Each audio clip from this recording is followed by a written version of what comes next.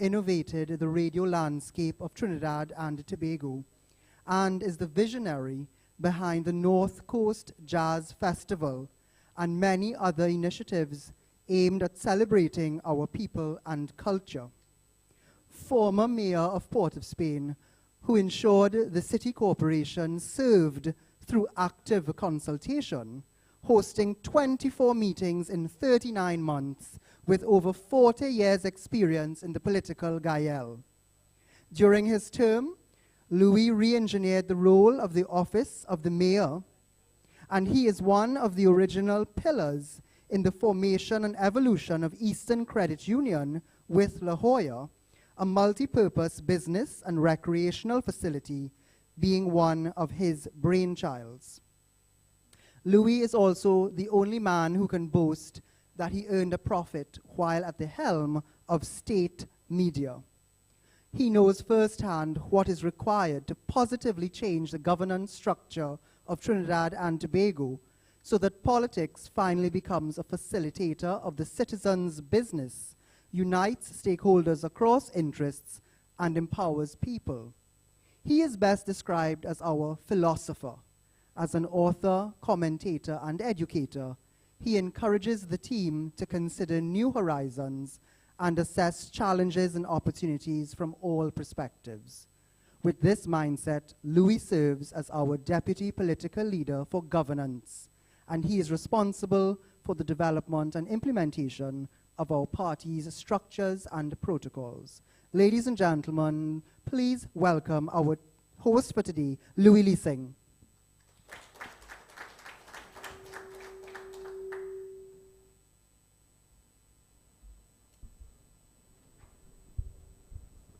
Good afternoon, good people. And it looked like we only have bad people in here this evening.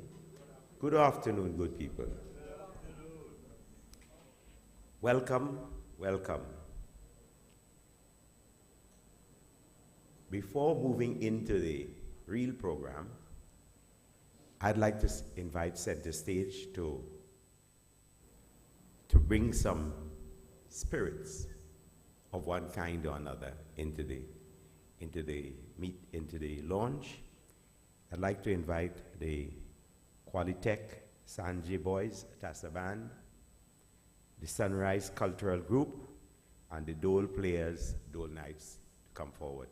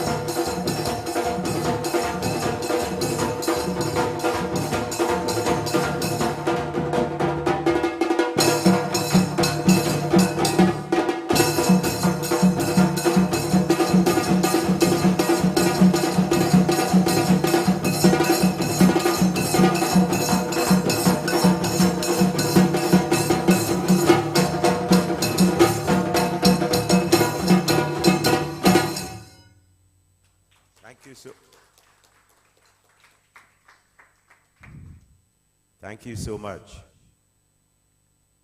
Could we get a next round of applause for the beautiful drums? Could we all stand at this time and truly sing together the national anthem? We're not going to have any instruments playing. We want to hear the people of Trinidad and Tobago embrace their anthem by singing the anthem. And so when I give you the count, 1, 2, 3, 4.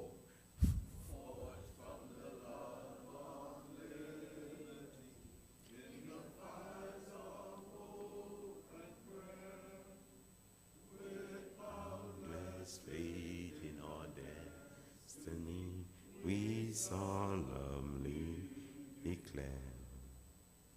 Side by side we stand, islands of the blue Caribbean Sea, this our native land.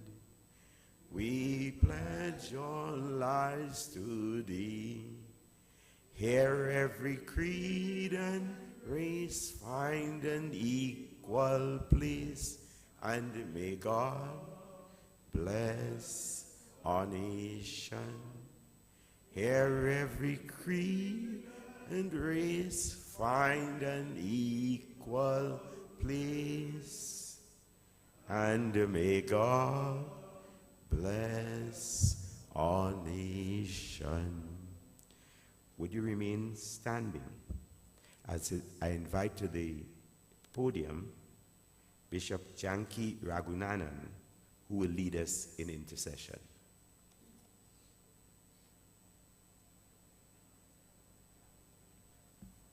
Thank you, Mr. Chairman, and pleasant good afternoon to all that are present and to all that are viewing via television, social media, and of course a special good afternoon to our honorable esteemed political leader.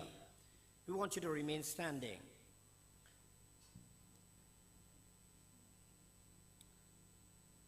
Four candles burned slowly.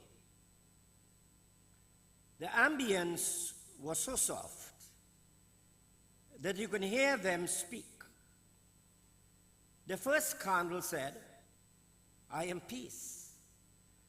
But these days nobody wants to keep me lit. The peace flame slowly diminishes and goes out completely. And the second candle said, "I am faith." But these days I am no longer indispensable. Then faith flame slowly diminishes and goes out completely.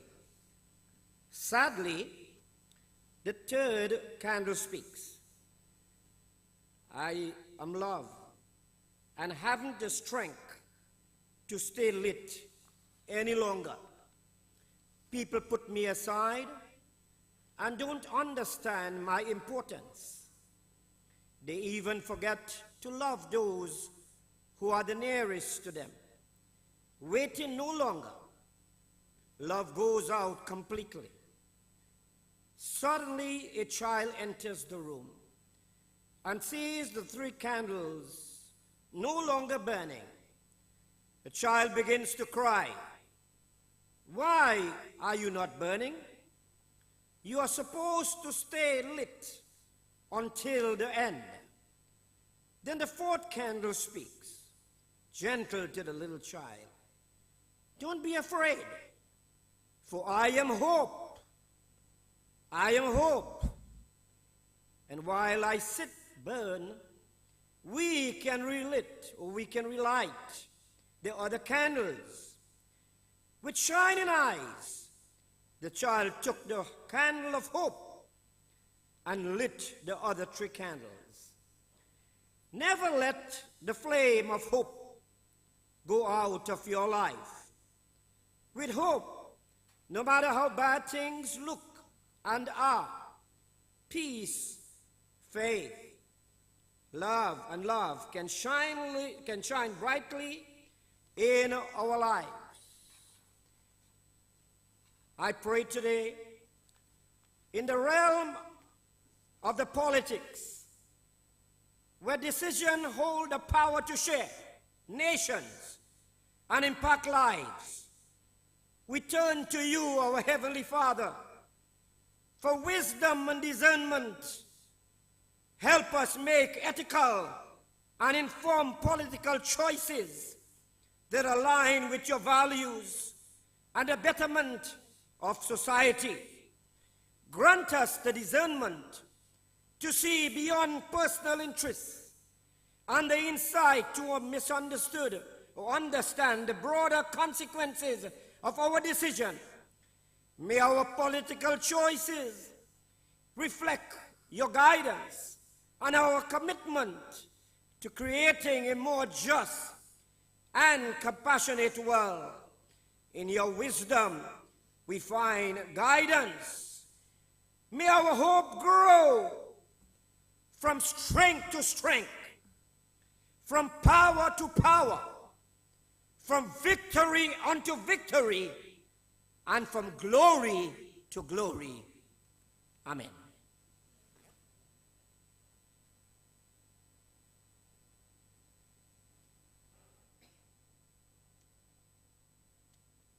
Thank you so much, Bishop Ragunanan. Folks, you can have your seat, please. Your seats.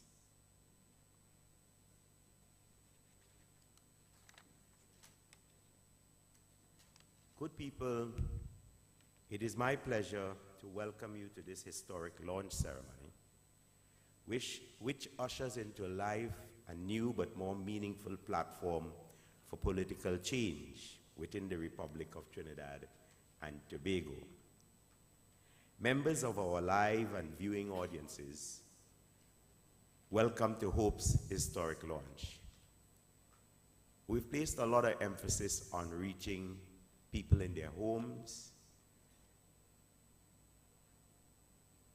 wherever they may be this afternoon, be it in Blanchisseuse, Icacos, Brooklyn, London, wherever you might be. We know you are on with us this evening via our live stream on WESN.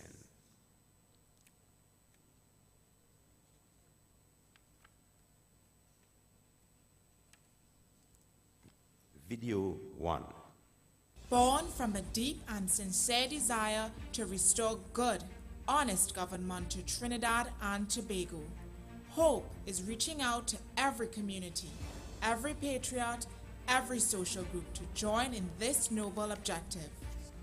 Timothy Hamill Smith, Louis Lee Singh, Karen Nunez Teixeira, Anarian Mason, Melissa Ragunana Naimath, and many other ordinary and prominent citizens have come together with people like Steve Alvarez and Denise Deming to offer to the nation people of integrity and a deep and enduring desire to serve all the people of Trinidad and Tobago. Hope recognizes the strength of our people lies in our diversity, our innovative spirit, and our continued effort to excel at international standards. The many challenges facing Trinidad and Tobago, while they may seem insurmountable, can be easily resolved by the coming together of all our people. What makes Hope so different from other political parties is the ability to unite people from every class, every race, every religion, every community, and every social sector of our society. Hope will continue to reach out to every person, regardless of their past political affiliation, to join with the effort to make Trinidad and Tobago one of the best places in the world to raise one's family. We have been blessed with great climate, situated just outside the hurricane belt. We have an abundance of water and fertile land. We have a very literate population. We can boast of our sports personnel being among the best worldwide, and our people have demonstrated innovativeness, creativity, and are among the world's most beautiful. What has been missing is that uniting factor, that organization that inspires us to look beyond our sectarian differences and to see one people, one nation under one flag. HOPE stands for honesty, opportunity, performance, and empowerment for all our people. HOPE is that political party that will unite our people and make our nation whole. Join us in the effort to rebuild our nation together.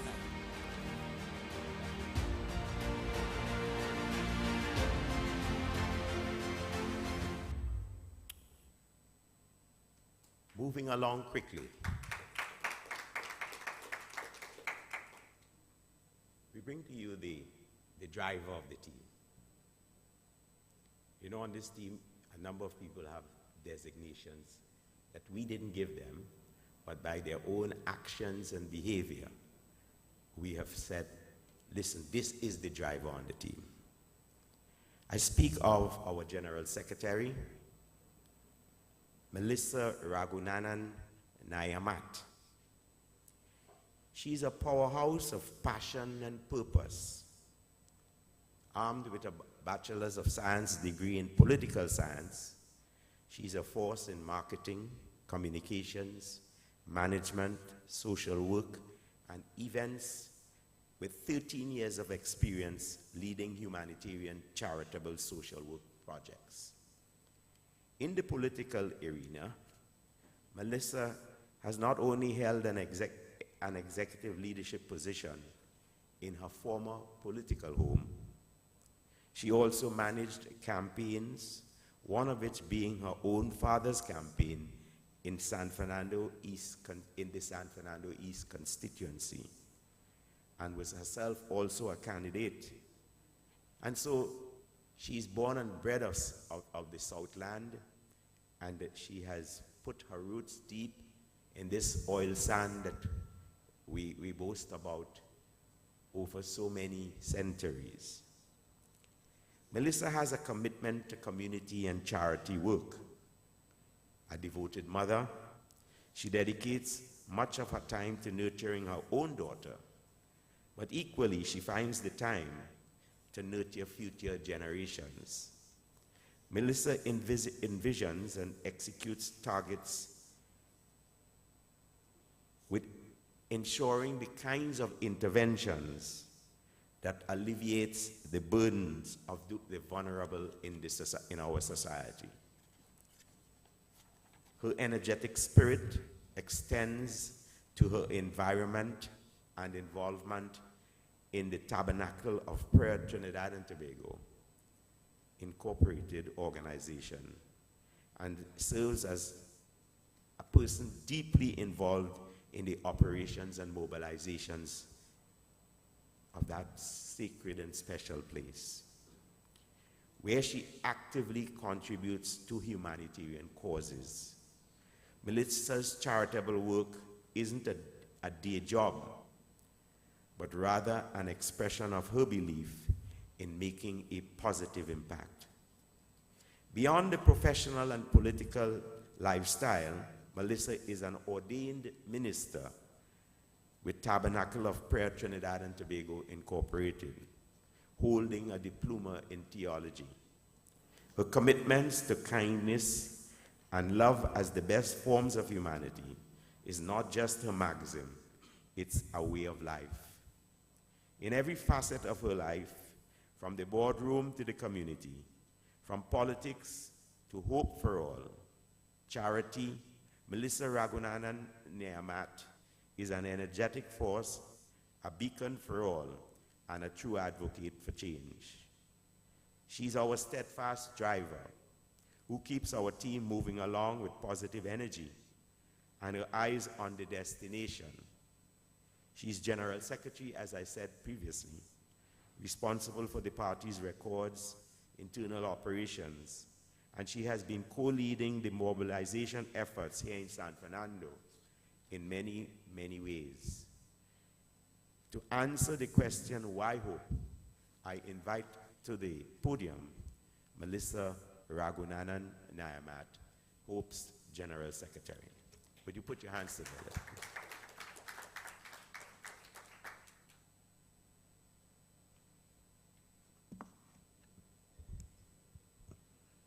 Thank you, Chairman. A pleasant good afternoon, Trinidad and Tobago, political leader Mr. Timothy Hamill-Smith, all religious leaders present here today, all distinguished guests. San Fernando. Today, at this historic launch of Hope, where we embark upon the official start of our journey as a national voice within the political landscape of Trinidad and Tobago, I stand here today to represent you, the people of this nation, with full accountability for honesty and integrity in public office. Therefore, I would like to share with you today on the topic, why hope? Brothers and sisters in this congregation here today, hope in itself stands for exactly what its name means. Hope for Trinidad and Tobago. Hope stands on the guiding pillars of H, honesty, O, opportunity, P, performance, and E, empowerment, which are the watchwords that underpin the principles of what will guide us on our journey to restoring good governance to this land. It is no secret that we are all gathered here today because we all have hope one day that real and positive change will engulf this nation. I want to let you know, my dear brothers and sisters, that that day is coming soon because with your help, change is coming. The leadership of Hope is a very diverse one in terms of our age, gender, ethnicity, and race. We have a solid leadership team with persons who are experienced and know too well the ills of our society and what solutions are needed. In terms of our leadership, we have our deputy political leader, you just met him, he was the person who was chairing, Mr. Louis Leasing, and he was a past mayor in the city of Port of Spain, and he understands the needs of cities and boroughs and has a wealth of experience in local government. Our second deputy political leader, Ms. Karen Nunes Teixeira, is a past Minister of Finance who can guide us on matters pertaining to the growth of our economy.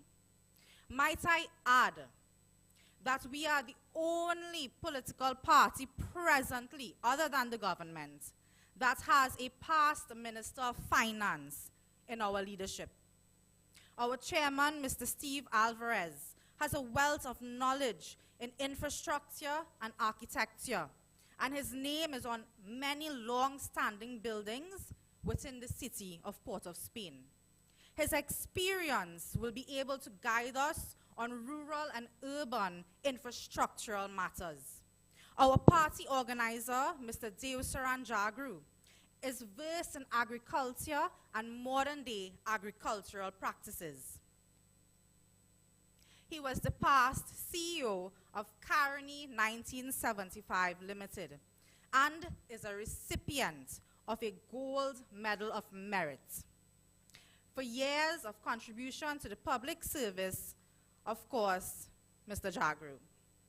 We have with us also Mr. Anarian Mason, who sits as the chairman of our Youth, Sports and Community Development Committee, a young man who is involved in numerous national youth groups throughout Trinidad and Tobago.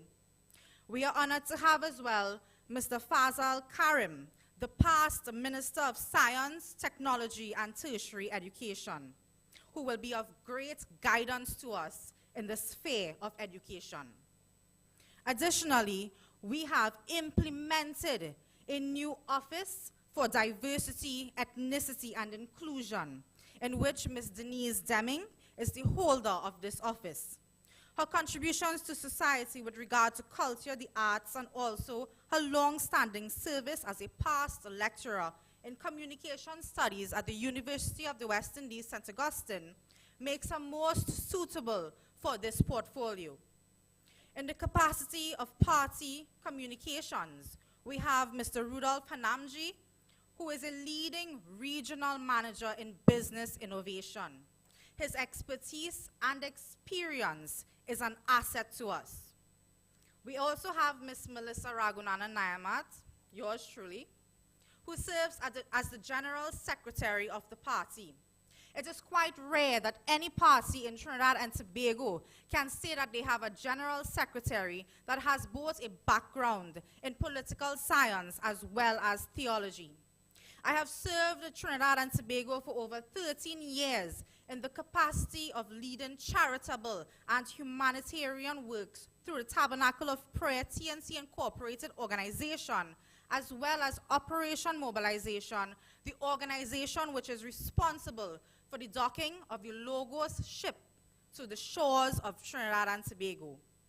Operation Mobilization is known for humanitarian works in over 135 countries, worldwide. And as the political, as the saying goes, we have to really save the best for last.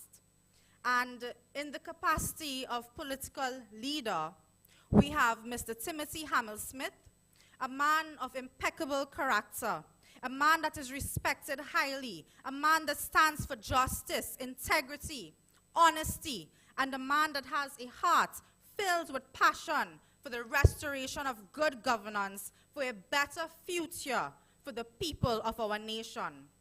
Brothers and sisters, he may very well be the next Prime Minister of Trinidad and Tobago. You must have a good place to clap. People of Trinidad and Tobago, many of us are disenchanted with present-day leadership, failed implementation of policies, and the blatant mismanagement of both the past and present regimes. Citizens are stressed, and we worry about the future of our children and grandchildren. Trinidad and Tobago is heading down a slippery slope, and if we are not able to get it right in 2025, our future looks very bleak. Our country is segregated, and we suffer from the effects of tribalism and tribal politics. But I am here today to tell you that there is hope for Trinidad and Tobago, and the better option that you have been looking for has arrived. So, brothers and sisters, why should we choose hope? In 2025, if given the chance to govern, listen carefully, we will restore good governance to this land. We will restore truth and honesty. We will restore integrity. We will restore accountability. And we will restore and heal a broken nation. For 2025, we have drafted within our policy documents a 180-day action plan. And I say today to you, brothers and sisters, choose hope for constitutional reform, for the right to recall, for the election of a president, for fixing and having a fixed election date, for salary cuts for members of parliament that are deemed appropriate, and for the introduction of the Prime Minister serving no more than 2 terms. Brothers and sisters, choose hope for food security and a new era to agriculture. We wish to establish new agricultural roads. We will establish agro-processing plants with focus on cocoa, coffee, rice, and honey. We will deliver on the implementation of a land distribution program with emphasis on the expediting of deeds and leases. We will deliver on flood control. We will reinstate microloans and improve accessibility to farmers. Brothers and sisters, choose hope for better security. We will deliver on a shipwrighter agreement to secure our borders from guns and illegal drugs. We will deliver on swifter justice and speedy trials for all court matters. We will implement a gun court specifically to deal with the illegal guns and ammunition. We will implement X-ray container examination at our ports. We will deliver on police reform. We will introduce DNA, telecommunications, and video evidence at courts. Brothers and sisters, choose hope for a better quality of life. We will introduce a free school bus system with major commercial centers, with bus transfer stations to maxis and taxis.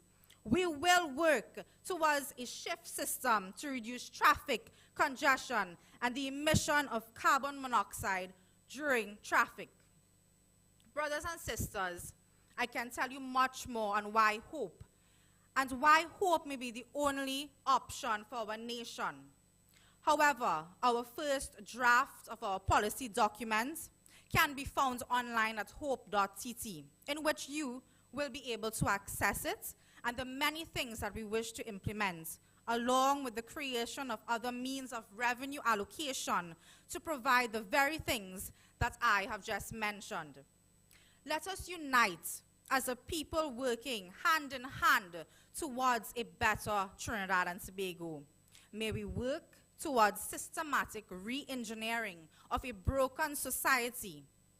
Brothers and sisters, I have told you much about why hope.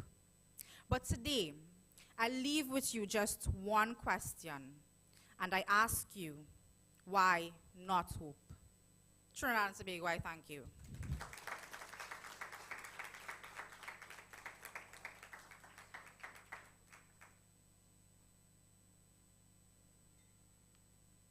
Well, as the opening batsman,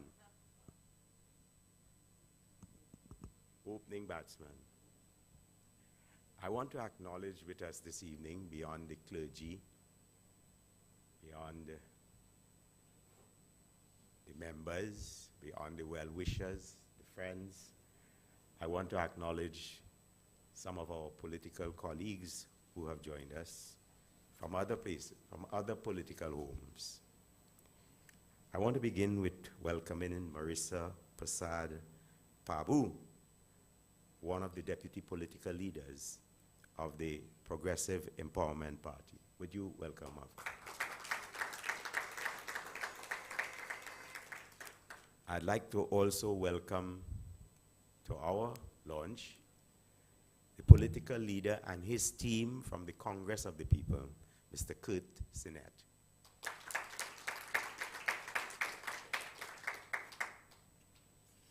We move on. We come now to the advocate. This is a man who, if you stand up next to him, you actually see things coming out of his ears that he wants to advocate about.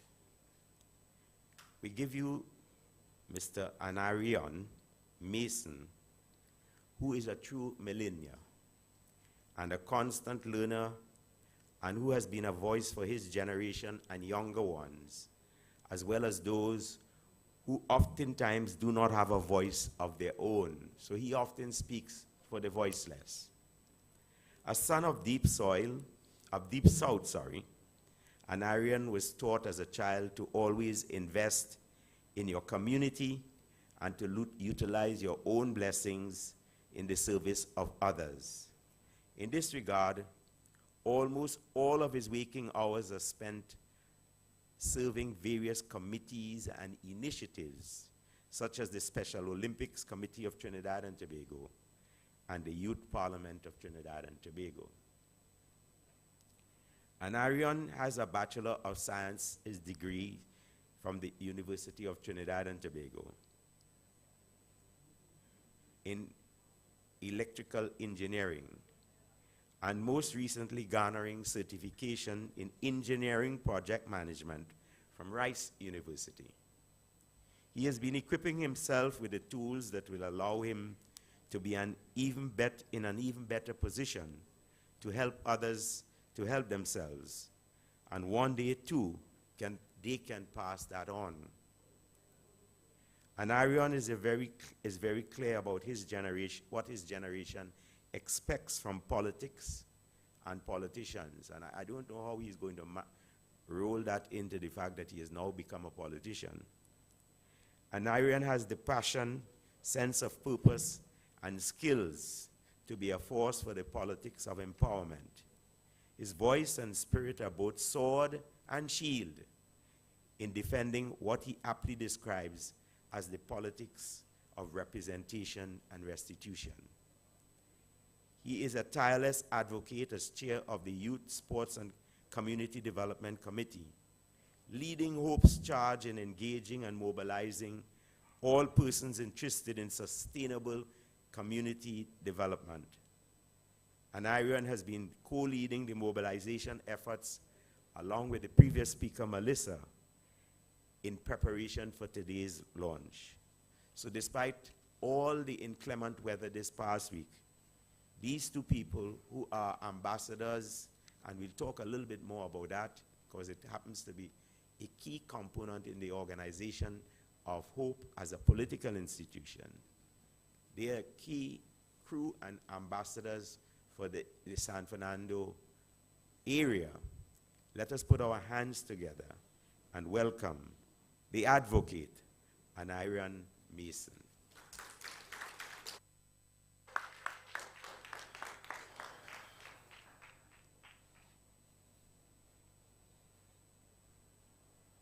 Is this the country that you envisioned for yourself when you was younger and as you are now and for the generations to come?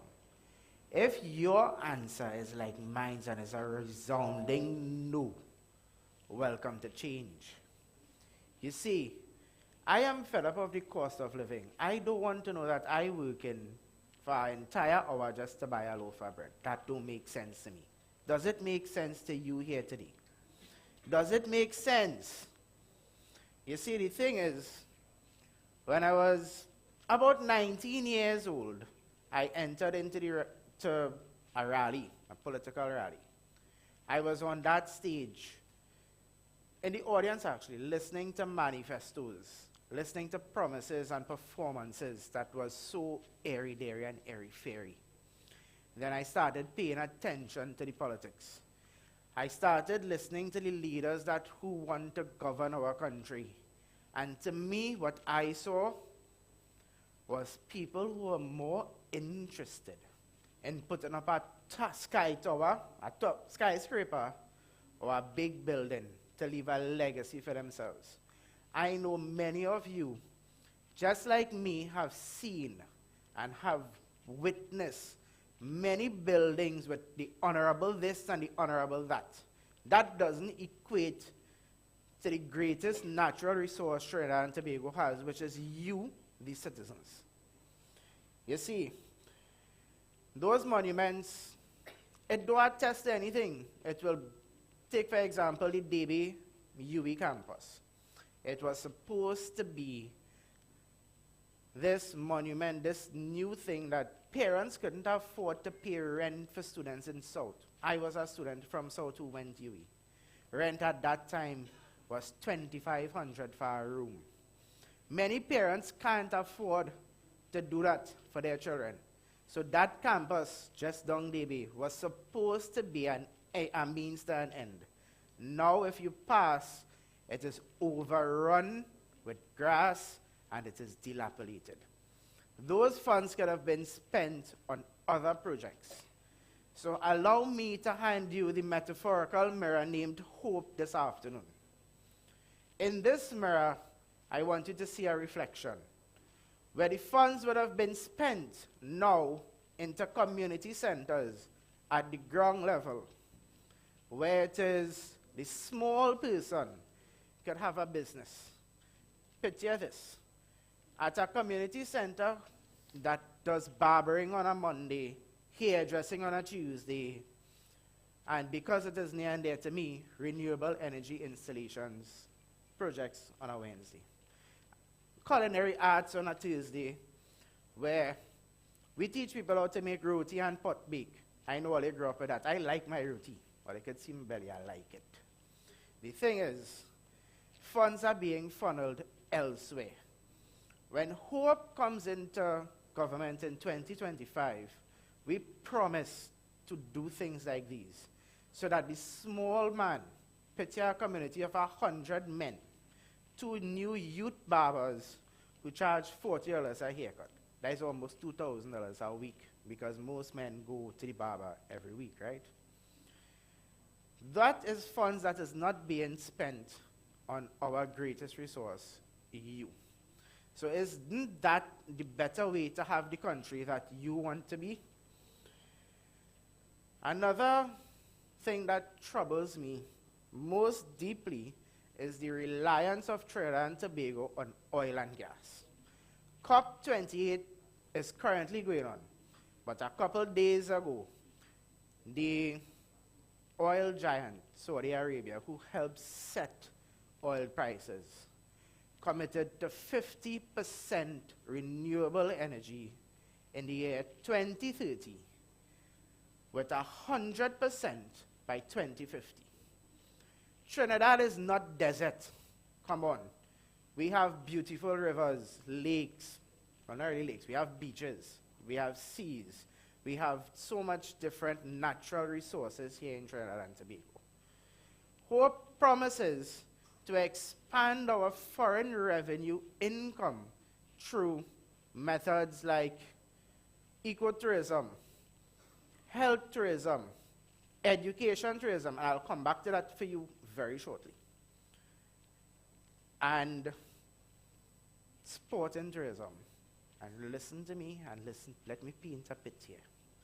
We have a Brian Lara Stadium there that was spent millions, if not billions on. And what does it be used for?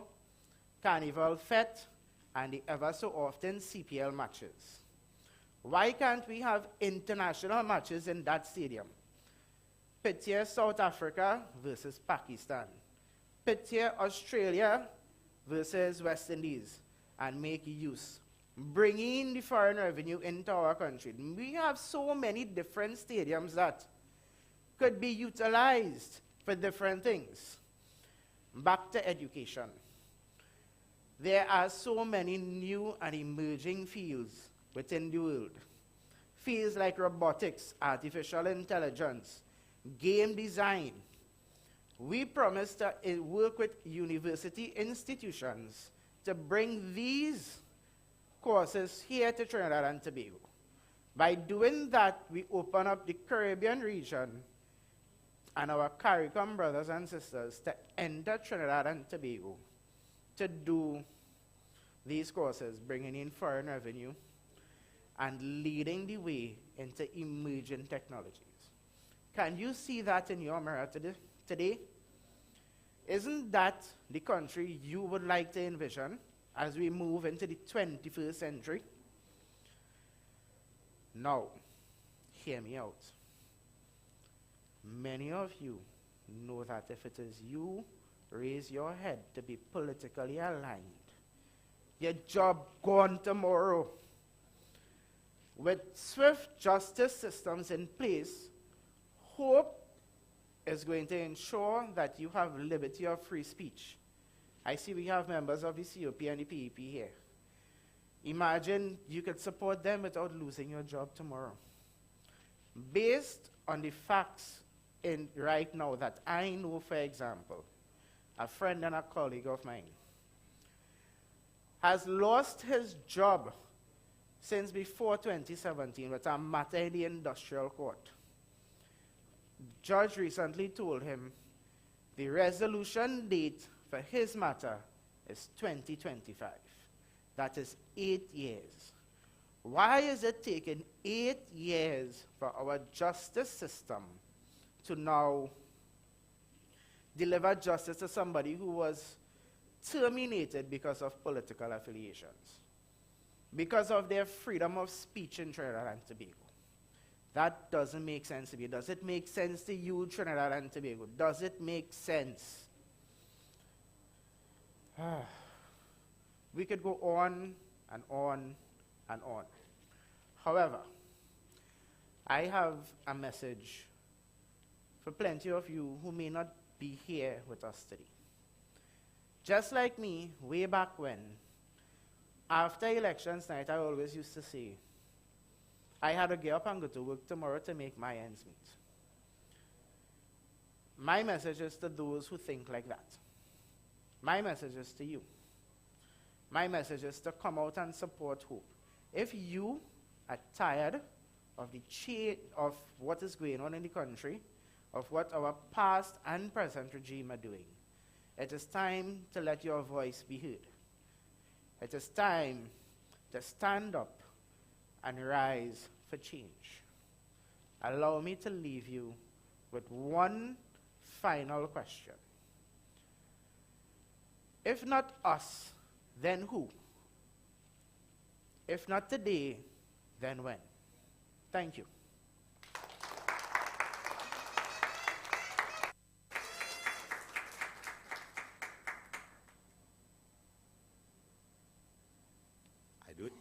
I don't think anyone could put it better.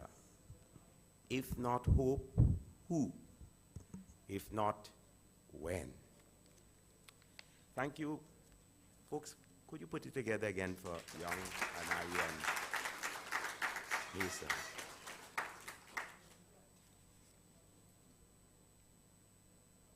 Now, you can't get away from advertisements once I'm wrong. And I need to remind those of you, registration continues to the back of the auditorium to my left.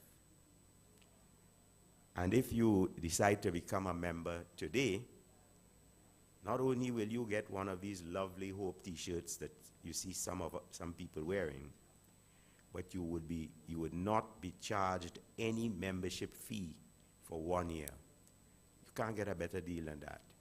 Don't wait until people are queuing up and you are at the back of the queue.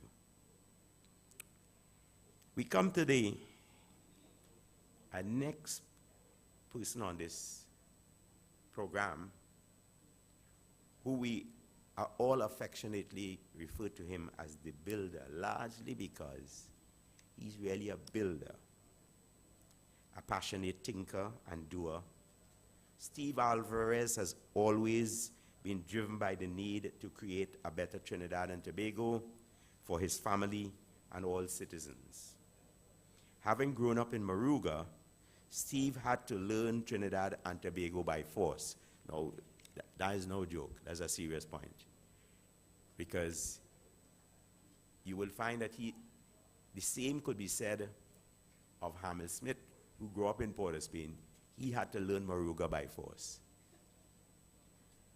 Many take for granted the opportunities present in their own communities. But Steve knows well how some parts of Trinidad and Tobago can be underdeveloped and neglected. It is this long-standing desire for equitable development that drove Steve to get involved in creating. With decades of experience in construction, infrastructural design, maintenance, and managing the persons whose hands manifest the dreams and designs of the architects and engineers, Steve has been responsible for several national and private projects that have delivered value for money and proven that we have resources required for full development if we use them promptly and properly. As a former candidate in a former political home, where he was also the political leader, he left that space to build a home that would consciously put people first, rather than taking advantage of them. Steve has demonstrated that parties are not to be put ahead of people. Let me repeat that. He continues to demonstrate that the political party must never be ahead of the member of the party, nor the people they serve. And he has made the decision to transition from leader of his own party to working with a diverse team to develop hope. That is the very definition of selflessness. That is putting Trinidad and Tobago before party, before your own agenda. That is how you create. I could see Steve saying this, but he didn't say it. Another fellow, whom I will talk about later on, put that together based on the research available to us. He is a builder.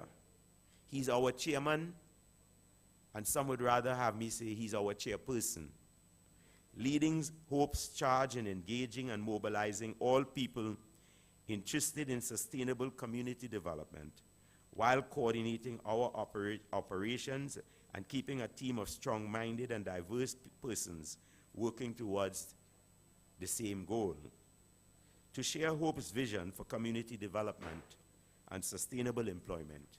I give to you, and I invite him to come center stage, Mr. Steve Alvarez, Chairman of Hope.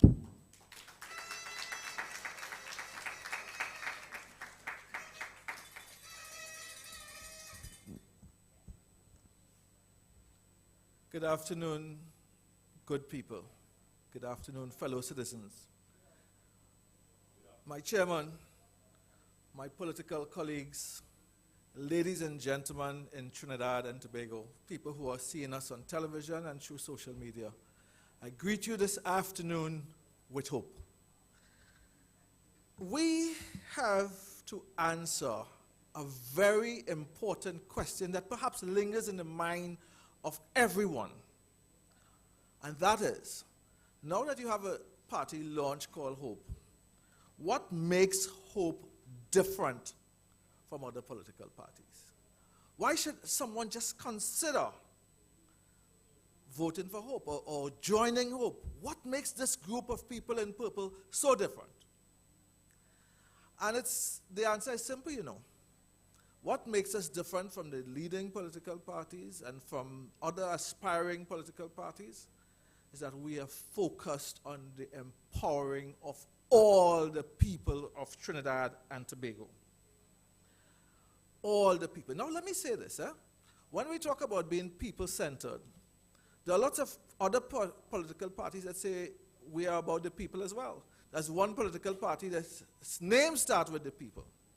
So we intend to tell you how we intend to make the people important to Trinidad and Tobago. How is this philosophy of working with the people going to work?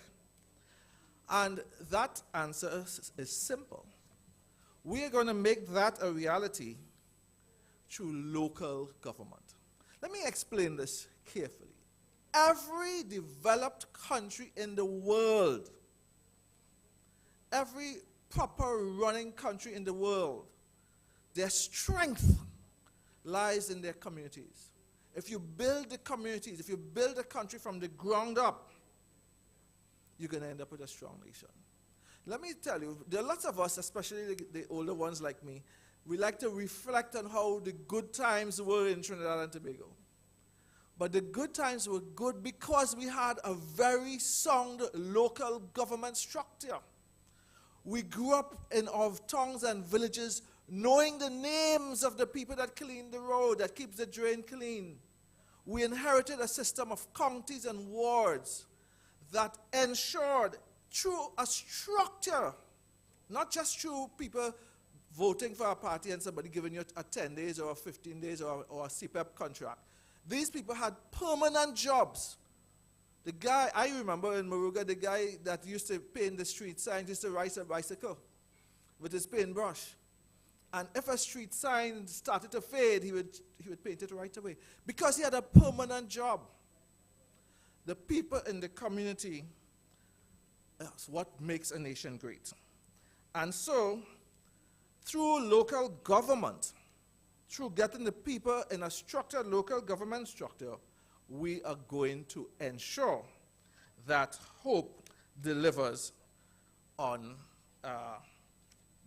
what we promise. Now, people may ask, and they ask, so what happened to our local government structure over the years? Don't think that this is something new that Hope comes up with, you know. Let me start in 1965. In 1965, there was a Synonym committee that said, we are going to restructure local government to empower communities. In 1974, there was the Hugh Wooden Constitution Committee that says we are going to give more authority to local government. In 1983, there's a draft paper on local government reform. And the NAR came in, and in 1990, they did a new, they did an act called the Municipal Corporations Act that was proclaimed in 1992.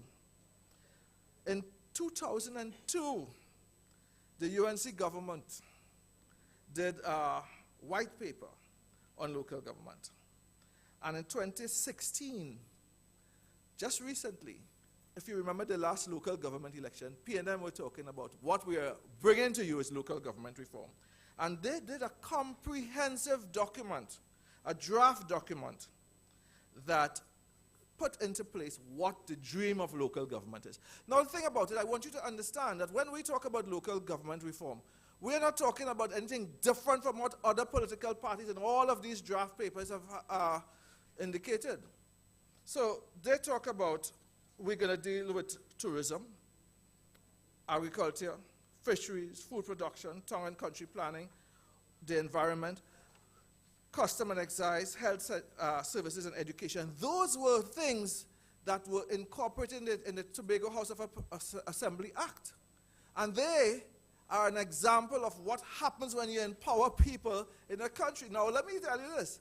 One of the fears that the major political parties have is that once you empower people like you see in Tobago, then they lose their control. So you see a new party was able to come up in Tobago and just run away with the election. Because once the people have power, then the political parties cannot manipulate them anymore. So one of the things that they addressed in that 2016 document was political interference. Imagine that, eh? They say we are going to deal with political interference. We are going to deal with inadequate funding. We are going to deal with ensuring that there's legislation to support local government. We're going to have a restructuring of their administration. We're going to expand local government responsibilities to include local policing, which is going to make the community safe. They're going to plan how you use community space. They're going to have building inspections and disaster management. They're going to be having the repairs of, and maintenance of schools and public buildings, a restructured approach to cemeteries and crematorium. Let me just say this, when you go through the present system of burying people in the earth, you stand that possibility of having things like formaldehyde and so on going into your groundwater. So these are serious things that they're addressing: social welfare services and infrastructure development and maintenance. All of these things are what we expect local government to do. This is coming from the 2016 local government document. What would make hope, what has made our decision different? We're not just talking about the same thing. What makes us different is that we intend to bring all of those plans and all of those visions and all of those dreams into reality. And you might ask why. So why would you want to do that? Because you might not have that sort of control. You can't have a CPEP group. You can't have a URP group. Why would you want to do that? And that's a simple answer. Why? Because in hope, I want people of Trinidad and Tobago to understand, in hope, our core supporters, our core group, the people that we are looking to support and work with and everything, is not one sect or one religious grouping or one race. Our core people are all the people of Trinidad and Tobago. Everyone, regardless of your political history, regardless of where you come from, regardless of your racial identity, whatever you come from, as long as you are a citizen of Trinidad and Tobago, you are a critical member of hope. And you are the one that drives us. You are the one that will make us do what we need to do to make Trinidad and Tobago. So we will make communities safe again. We will, through permanent employment in our communities, get people that ability to raise a family and a home with a well-paying job, not a job from who you support. We will provide community centers and so that people can reach there. Children can go in the community centers and access Wi-Fi and the steel band can have a little group where they could put their pan and so on. We will enact mandatory legislation to ensure that the communities have meetings and plan for tomorrow. We'll provide a productive space for our young people so that they can make their contribution to community development. We will work in tandem with religious bodies and NGOs to build a strong social network. We will ensure that when these laws are made, that they will be proclaimed immediately, so that we're not just going to go in Parliament and have old talk. And we will end what my chairman have always called the conspiracy against the people. We will empower all the people, and we will restore good governance to Trinidad and Tobago. And we are asking you, all of us, anywhere you can hear my voice, we are asking you to join us in this endeavor. We have a country to save. And it's not to save for one group. It's not to save for a job. It's not to save for your family alone. It's for everyone. We have a country to save, and we need everyone to come together. I beg of you, join us on this journey. Thank you.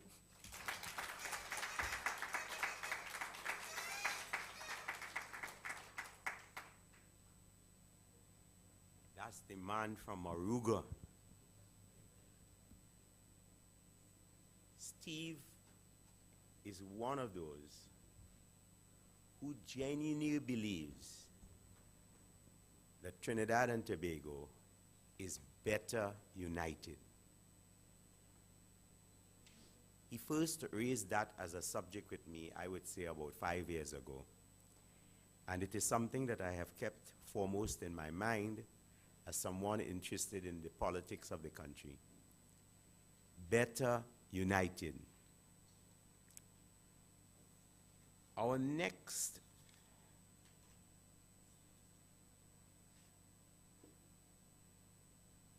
item on our program, we are going to be adding some song and sound to our evening's program. We invite center stage vocalist Victoria Bisnat to render a unique version of Rash Shorty Eye's remarkable, meaningful, and evergreen composition, Watch Out My Children. She's accompanied by panist Raul Mutilal. Could you put your hands together and welcome vocalist Victoria Bisnat and panist Raul Mutilal.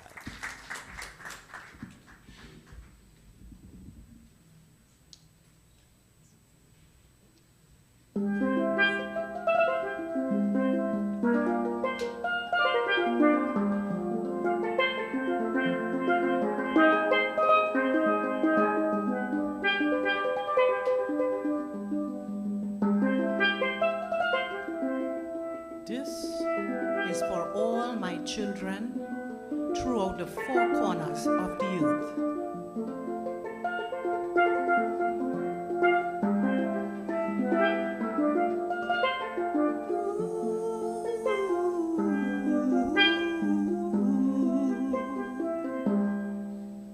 My son and my daughter, to you I plead, watch, don't get no horrors, but please take heed.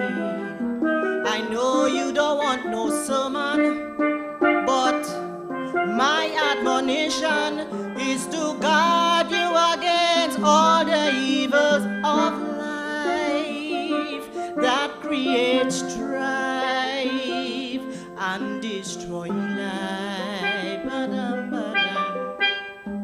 Walk cautiously, children, be alert, 'cause you have an enemy that's roaming this earth. I know you don't want no sermon, but my admonition is to guard you against all the evils of life that creates strife and destroy life.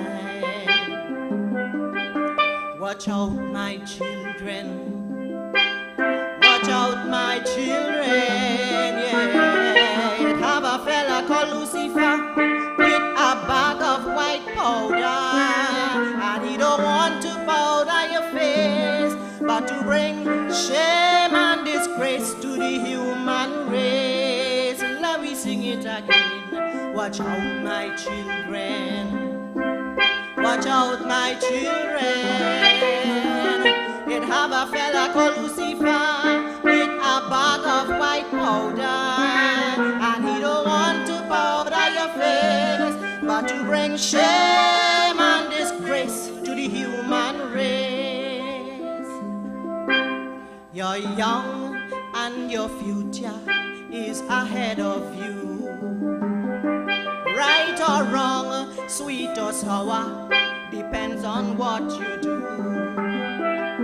Taking the wrong direction will drain your constitution and promote mental chaos and confusion and corruption for being a man.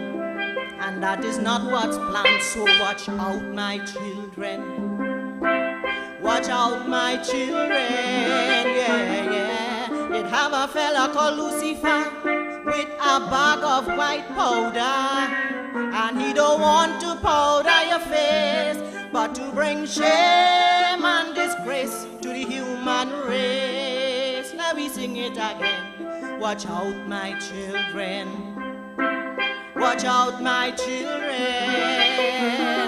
It have a fella called Lucifer with a bag of white powder, and he don't want to powder your face, but to bring shame and disgrace to the human race.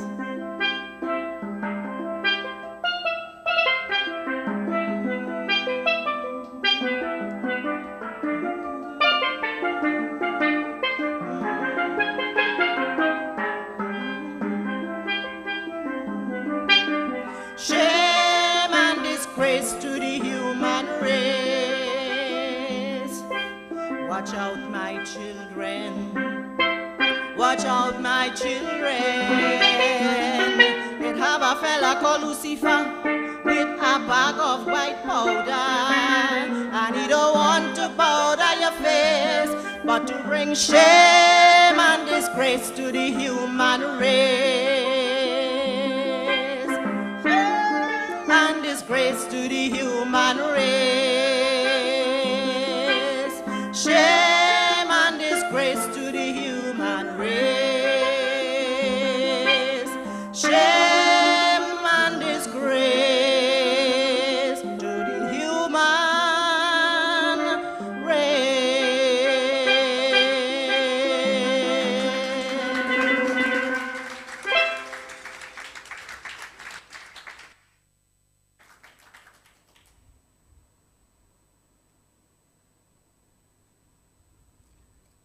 Thank you very, very much, my lady.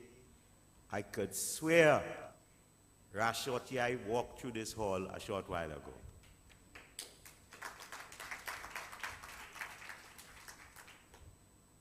Folks, all evening, the previous speakers have been referencing things that they believe, they know, and they want to see done in the context of hope going forward. Many political parties, even the old ones, and Denise don't like me to say it, even the mustard and the ketchup, I don't know that I have seen any new information coming out of these institutions which suggests that they are ready. Some people say they are ready, they read and they're ready. But the evidence, the empirical evidence before us today suggests they have never been ready. I'm holding in my hand Hope's policy document. This is our preliminary work because there is a process that Hope proposes to follow. Once we go beyond launch and we do the work that we have planned between now and June next year, we are going to meet in convention with all our members to ratify and approve our policy documents and our constitution. We also have a constitution at this time. I want to say to you further that these things are very important to the health of any political institution, as indeed a constitution is not only important to individual organizations operating within the republic, but the constitution of the republic is critically important to the well-being of the republic.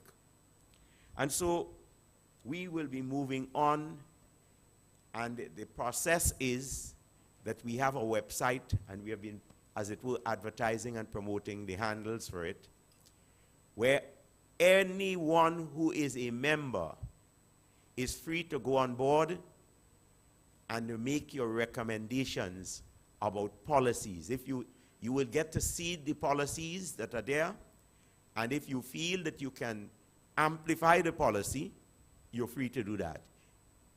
The access to do it is there, and know that we will review your comments and treat with it appropriately. Same thing for the Constitution. We can't be, as it were, advocating for the larger Constitution, the national Constitution, and not expect people who are our members, well-wishers, and supporters not to have, as it were, inputs into our own Constitution, the Constitution of Hope. So I ask you, and I put you on notice, that that is one of your responsibilities. There's always a time and place when a nation is required to engage in serious reflection. In the here and now, Hope encourages all citizens to reflect on our socio-economic climate and embrace the economic actions and prescriptions preferred by those who have long studied the science or the sciences of economics and finance. And this is not by chance. While I was taking a walk to, having been summoned to the far right of the room, I stumbled on my old friend who has come out here this evening, and I don't know, I asked him, why are you hiding in the back there? Because he's really a hero. He's one of the people who have spoken his truths with dignity throughout his long and illustrious career as a lecturer and a professor at the University of the West Indies. I ask you to put your hands together and recognize Professor Patrick Watson.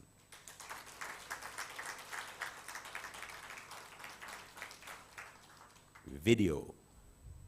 There is no doubt that the economy is the most important aspect of a nation's growth and development. Without adequate resources, a nation is relegated to wishing for better tomorrows without the ability to arrive at the desired goals.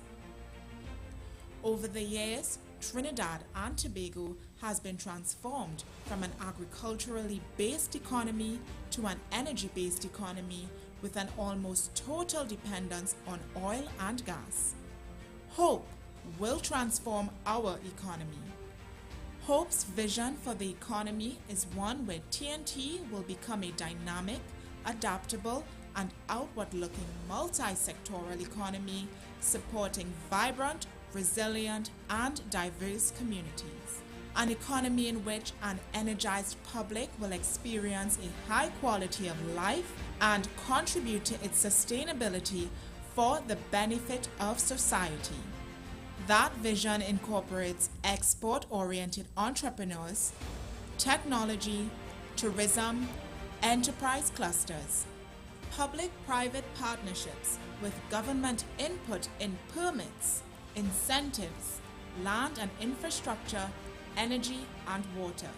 To stimulate foreign direct investments, Hope will identify areas of industry such as manufacturing and technology where we can have a competitive advantage. The state will provide inputs such as land and infrastructure, and investors will provide capital and management. Join us in the effort to rebuild our nation together.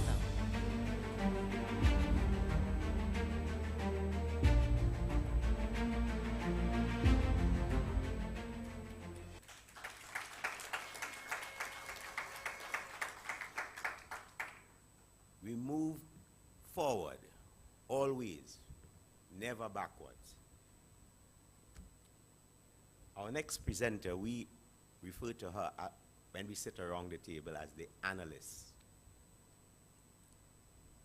Karen Teixeira Nunez has molded hundreds, notice well I've underscored hundreds, of students who are the next generation of attorneys during her tenure at Hugh Wooding Law School, and can attest that she is thorough, sincere, and expects excellence from all. Well, I am not a student, but I get the same feeling. Many of us may know her as a former Minister of Finance who oversaw the successful intervention that saved the Trinidad and Tobago financial services sector, and by extension the economy, from irreparable damage due to the unethical practices of others. She stood for what was in the interest of the nation, and that is something other people have tried to put their own spin on, but the history and the evidence underscores that she stood for what was in the interest of the nation, and today she can hold her head high, knowing that she did what was best and what was right and correct for the people of Trinidad and Tobago. Ms. Nunez Teixeira is the author of 3 Commonwealth Caribbean legal textbooks utilized by students and practitioners throughout the region. Not 1, not 2, but 3 legal textbooks that are now, and has been for some time, the go-to texts in the various legal subjects. That is this lady coming here. Having had the distinct privilege of representing citizens in the Parliament, Karen knows what true leadership should look like and what the people deserve in terms of public policy, having served as a constituency representative. So it's one thing to hold on the ministry, which people who are elected to office begin to believe when they get into office that the real job is being a minister. The real job of any member of parliament, and I'm schooling Hope audiences today, wherever you might be, the first and most important job for somebody who is a member of parliament is to serve and look after the needs of the constituents. But she knows that. Like our chairman and others, she has deliberately departed from the old and has stepped into the new with a view of ensuring the baton can be seamlessly handed over to the upcoming generation of leaders. If you ever wanted an understanding of how serious we take that, you will note that of our speakers this afternoon, 3 of them are really young people, and 3 of them are, I won't say over the hill, but are experienced people. Quote, I hope you see the pattern. People can create what is needed and right for the right reasons and not be blinded by loyalty to an acronym, and not only being driven by loyalty to red, white, and black, says Mrs. Teixeira. Think it out. Karen is the analyst on the team, our deputy political leader finance, responsible for ensuring we are financially robust and that we will be accountable transparently in keeping with the best practices in party financing. She ensures we ask ourselves the tough questions and offers balance between idealism and practicality without sacrificing our values. To share Hope's vision for the future, for the current socioeconomic climate, a story of countries that have transformed, which is something that we really got to talk about and talk to in this country, I bring to you and I ask you to welcome Karen Teixeira. Karen Nunes Teixeira.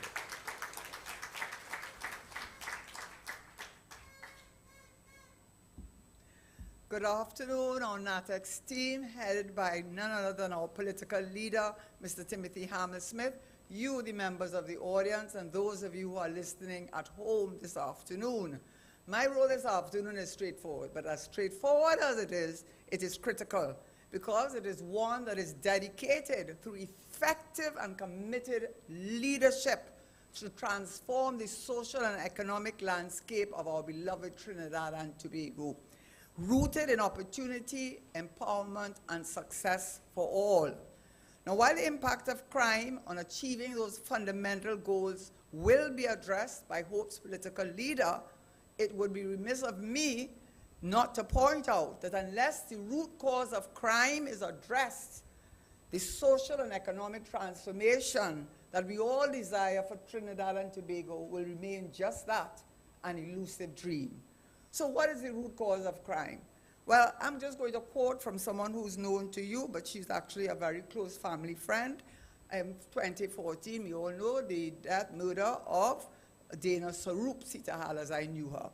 And this is what William Brownsfield, a United States Assistant Secretary of State for International Narcotics, responsible for combating illegal drugs and organized crime, he had this to say.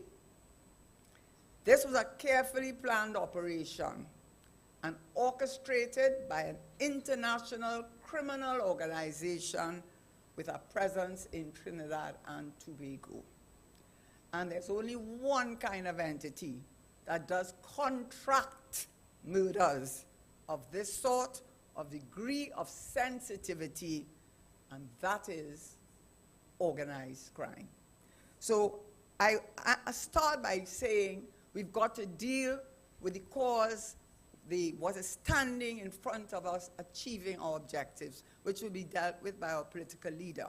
But I'm going to turn now to what I know a lot of you, many of you feel. You know, you say, you're doubting Thomas says, what difference are they going to make? We tired of the same thing. They're always promising, they don't deliver. And you know, I understand that, we understand that. But remember this, you owe it to yourself, you owe it to your children, and you owe it to your grandchildren. You have to believe, and history has examples which I will point out very briefly, that with your contribution, with your faith, and the leadership of hope, that you can change tomorrow into the beginning of a new dawn, not based on power and getting rid of others who we believe have let us down, but in hope with the right leadership, anything is possible. But those realities are, in fact, fostered in real cynicism. And yes, they say I'm the analyst. So I'm not just going to just say we have joblessness and unemployment and leave it like that. You know, everybody could say that. But I'm going to put a few figures, just a few examples, and put a few numbers to those figures. And I got it from the Central Bank Economic Bulletin in July 2022, and also from the CSO, just in case you wanted to know my source. So let's look at the unemployment rate, 3.7%. That is very good. That in anybody's language is very good. The only thing is you ask yourself, oh, it's so good when I see cars whining around the streets to get one job as a prison officer. How it could be so good when I see hundreds of people going to the sea center to go to Guyana. How it could be so good when 7,000 people lost their jobs or retrenched in Petrotrin. How it could be so good when Lake Asphalt is a ward of the state. How it could be so good that the only thing that we have in this country is our energy sector. And our Prime Minister himself said it in September 2019, that we had 2.8 million cubic feet of gas. And what we needed at minimum was 4.1 million cubic feet, and that we were in dire circumstances if we did not reach that. And we know we didn't reach that. So how we got the 3.7? Well, I'll tell you how you got the 3.7. Because what they use is something called the labor force participation rate, which means it's only those persons who fall within a certain category who are considered in working out that percentage. And in Trinidad and Tobago, without going into details, the number of persons who fall into that category are only 56% of all the persons that could possibly be in that participation rate. And in using that as their formula, they will call it 3.7%. So when you wonder why there's a level of joblessness, people working for wages that cannot mine a parrot on a stick, and you wonder why there's joblessness, and they want to tell you the unemployment rate is 3.7%.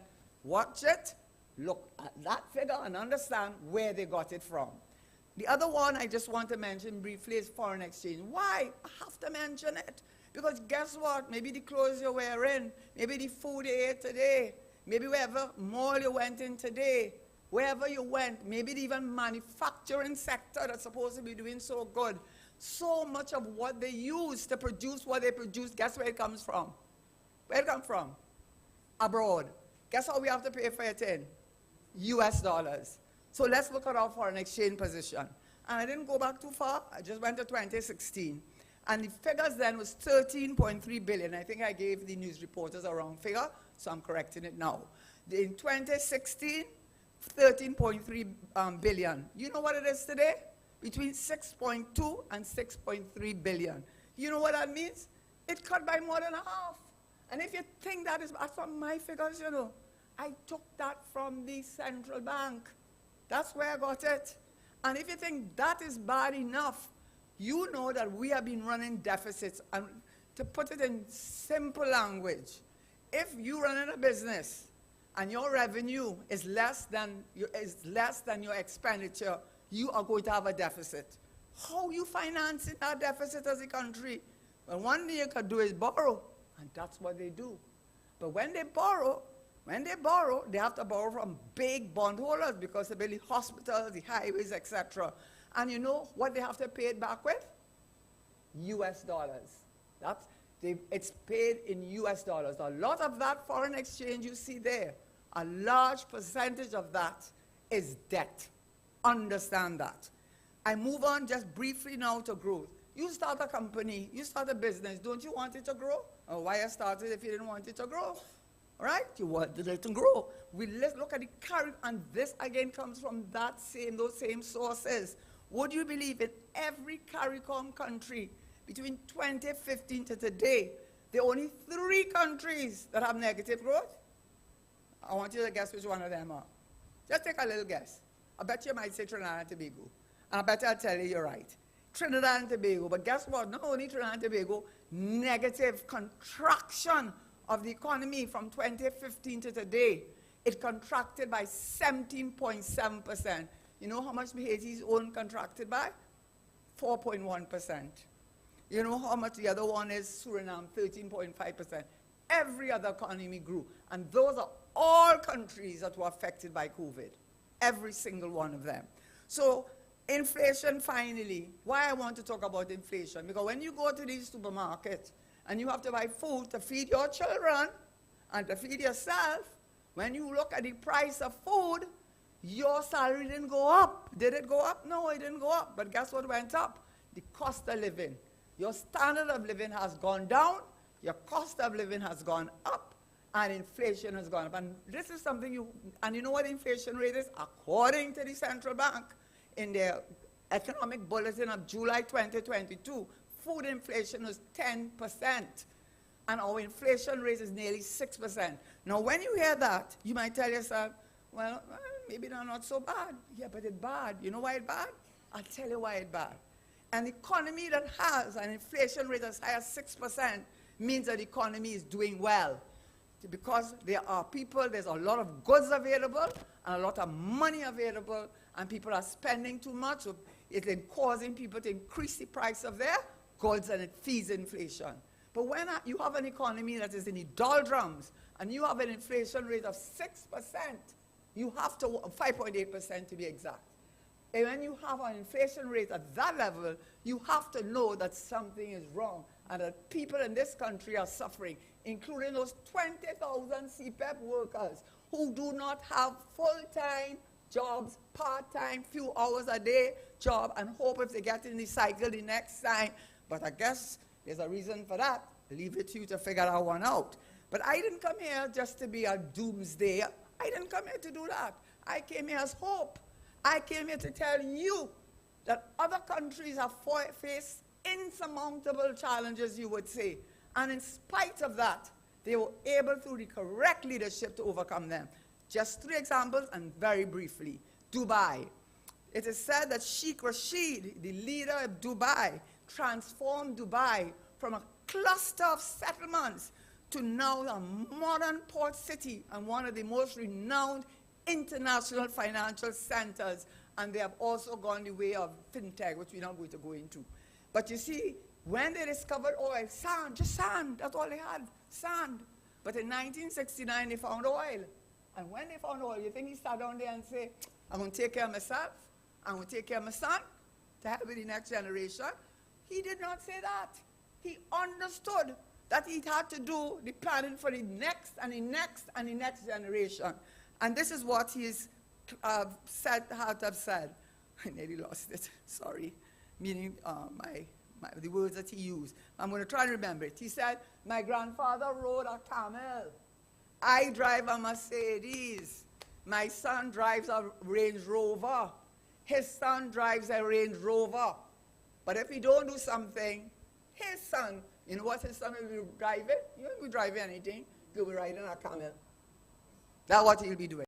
Mauritius is the other example. Very quickly, I have to mention it because there's so many similarities between us and Mauritius. It's 1.3 million people with a similar ethnic, religious background like Trinidad and Tobago.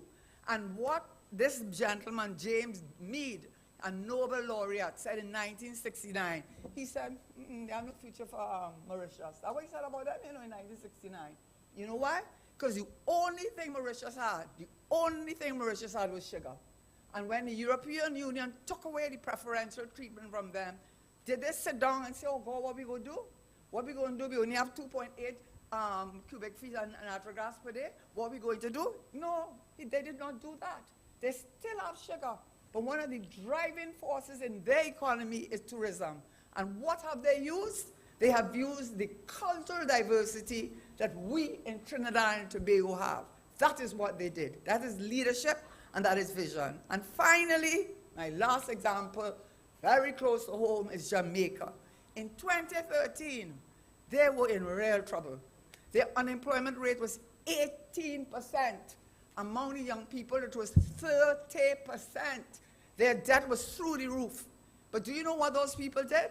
They set aside sectoral differences. The yellow and red that someone mentioned before me. Set it aside.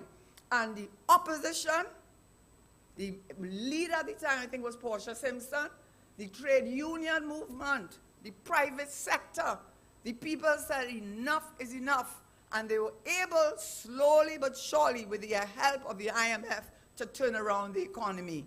So today they can boast of 20 quarters of positive growth, and their tourism employs over 175,000 persons directly and 354,000 indirectly. They didn't stop there. Not Jamaica, not like us. They established a global services sector funded by the IDB that hires 62,000 people in 3 different sectors.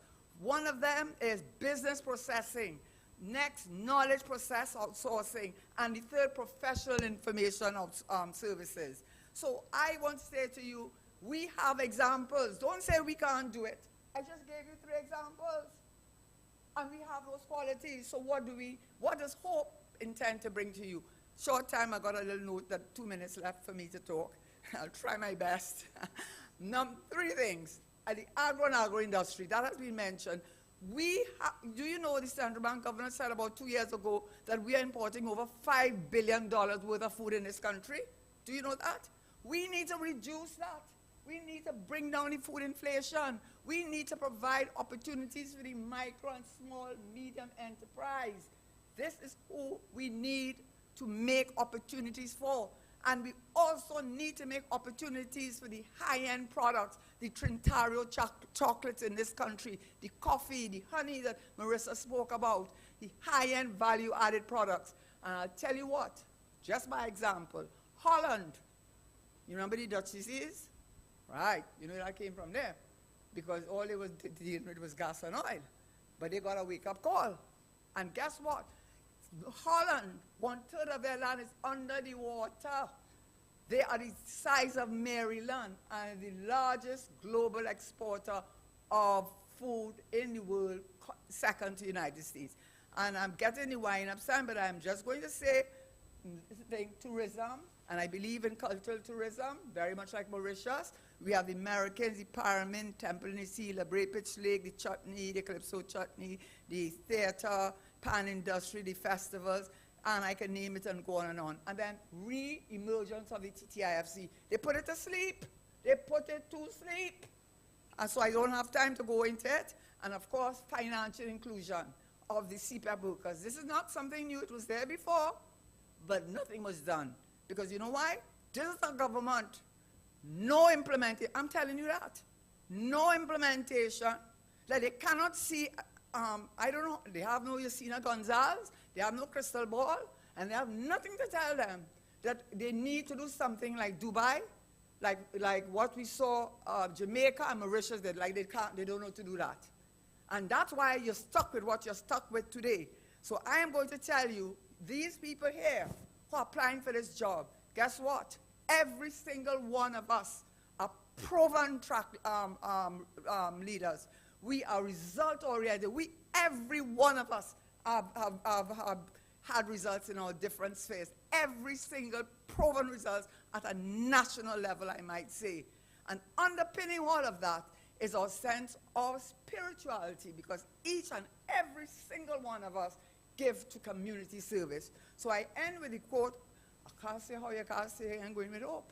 I can't say how you have any other choice but hope.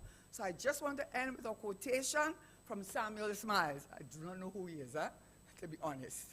But I thought it was a good quote. And that is, hope is the companion of power and the mother of success. For whoso hopes strongly has within him the gift of miracles. And this hope is your gift of Trinidad and Tobago of miracles. Believe in hope. Thank you very much.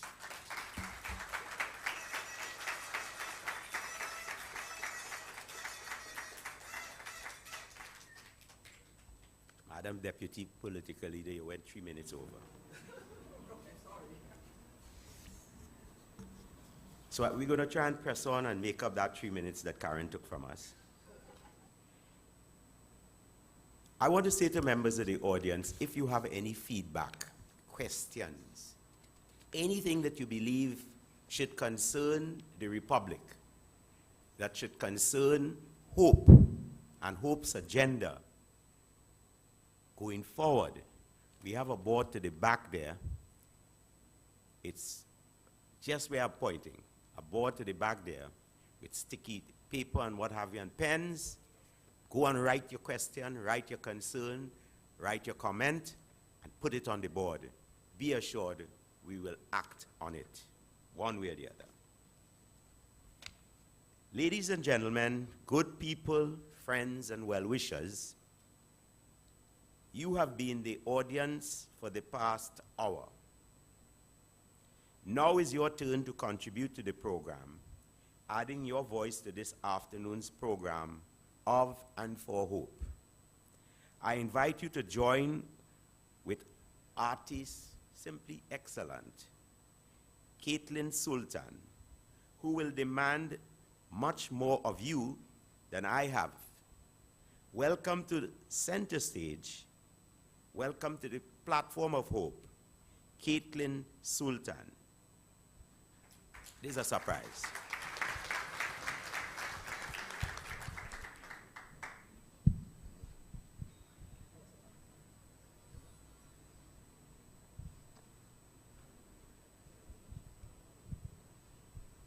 Good evening, everyone. I am Caitlin Sultan, and I will be doing a song for you all. This song I'm going to do for you all first. It's called Love One Another, and it's all about unity in Trinidad and Tobago. I hope you all enjoyed this one, and feel free to clap and sing along if you can.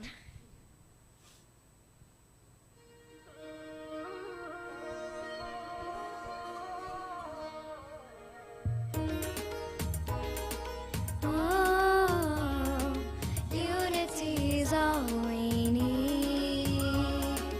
Oh, let's unite Trinbago. And we love one another. Love one another. So we love one another. Love one another. Love one another. So we love one another. Love we love one another. Oh, I don't know why we respect one another. What we need is more love. Look at what we have in this sweet CND. Everybody come together, we are one family. Let me take you on a mission. There's so much talent on this island. You the one karo, na firat roko. Aao milkar jashn laye ekta. Oh, let's unite Trinbago. And we love one another. Love one another. So love we love one another. Do your hands like this. Love one another. Love one another. So love we love one another. Love we love one another. Oh, just free your minds from worries. Fill your hearts with love. We have every reason to be blessed from the one above. Milana Calypso, chutney, sweet soca and pan. I'm proud to be a Trinbagonian. You the one karo, na firat roko. Aao milkar jashn laye ekta. Oh, let's unite Trinbago. And we love one another. Love one another. So love we love one another. Love one another. So love we love one another. Love we love one another. Love one another. Oh,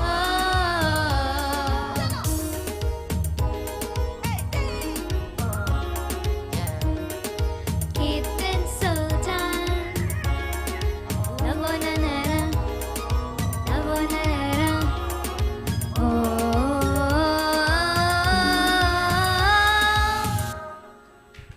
Thank you.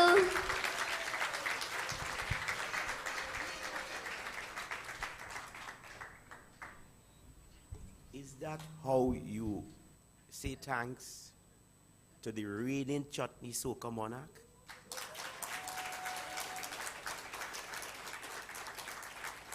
Thank you so much, Caitlin. Ms. Sultan. Moving briskly forward, we come to the dreamer on the team. Dreamer. Annalisa Ramsaran grew up in Kunupia from humble beginnings, but dreamed of helping her community and making a difference from a tender age.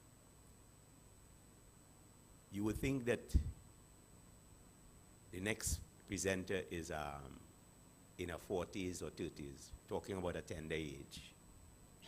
At the age of 24, these dreams are now coming to fruition.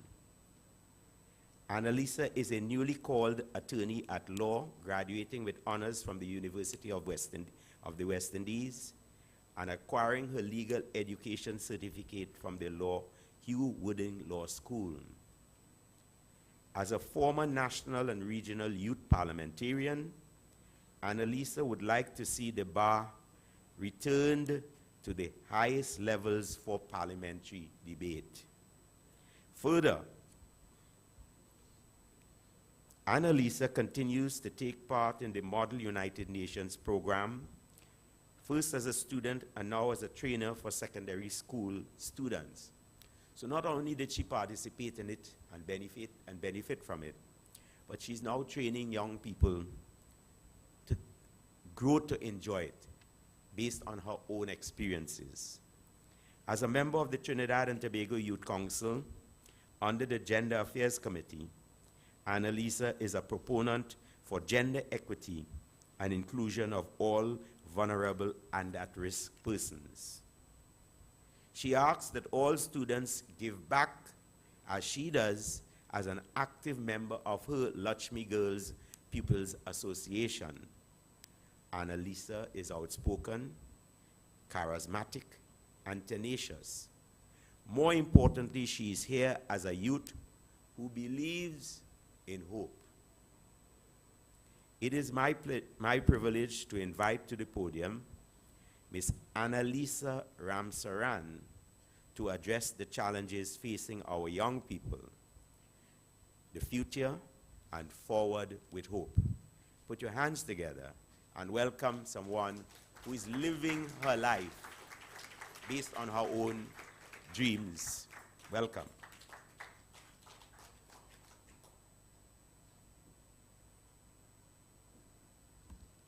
Testing 1, 2. Just making sure. Thank you, Mr. Chairman, for that lovely introduction. All protocols observed. A pleasant good afternoon to everyone present today.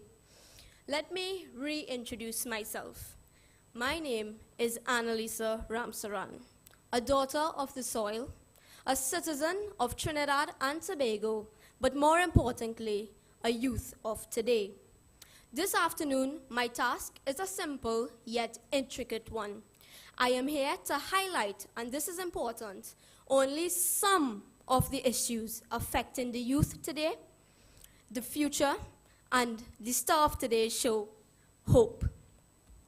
Presently, the youth of Trinidad and Tobago feel that there is a disconnect between central government and the youth population. It is not mentioning that the youth comprise of 19% of Trinidad and Tobago's total population, according to a 2020 UNICEF study.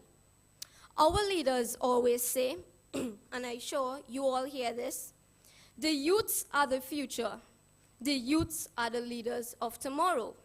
But I stand firmly here today and say that tomorrow is today, and the time for engagement is now. When I observe our society, one of the prevalent and subsistent issues is that of unemployment and underemployment. Amongst many of my colleagues, and from engaging with the everyday youth, I see the challenge of finding jobs, far less ones suitable for our skill set. Why is this? One issue is that when graduating from universities, the labor market is often oversaturated in some of the fields. Many graduates, when sending CVs, when sending their resumes, are left with inefficient correspondence. Why? Because their CVs and resumes are collecting dust on someone's desk. Secondly, even before attaining these jobs, a lot of entry-level jobs, I might add, require you to have experience. Now coming out of university, I ask you all this. Where are we going to get the experience? How are we going to get the job with no experience? Thirdly, there are many youth of Trinidad and Tobago who do not go to university, but have many other technical and vocational skills, but these are not utilized, and it stifles their ability to positively contribute to society. These inefficiencies have plagued our system. They have failed the youth time and time again. While there may appear to be programs in place which on the face of it may seem to assist in unemployment and underemployment, again, we must ask ourselves, and ask those in power, how effective are these programs? Are they achieving what they were meant to achieve? Who is monitoring the efficacy? Are we trying to improve the programs already in place? And I would say this, and don't get me wrong, the problem in our country is not that we don't have the programs. We do have resources, but it is the mismanagement of those resources, I would say, because Trinidad and Tobago is abundant with opportunity. Our youth are able to go out into the world, into some of the best universities, and secure some of the best jobs. The problem, like I said, is not the lack of resources. It is the lack of opportunity for all and the mismanagement of those resources. Many of our youths, again, find themselves overqualified and in underpaid jobs. Just 2 years ago, or maybe a year ago, you would have heard of attorneys working taxi to pay and make their ends meet. You would hear of engineers working at gas stations. You would hear of accountants working at groceries.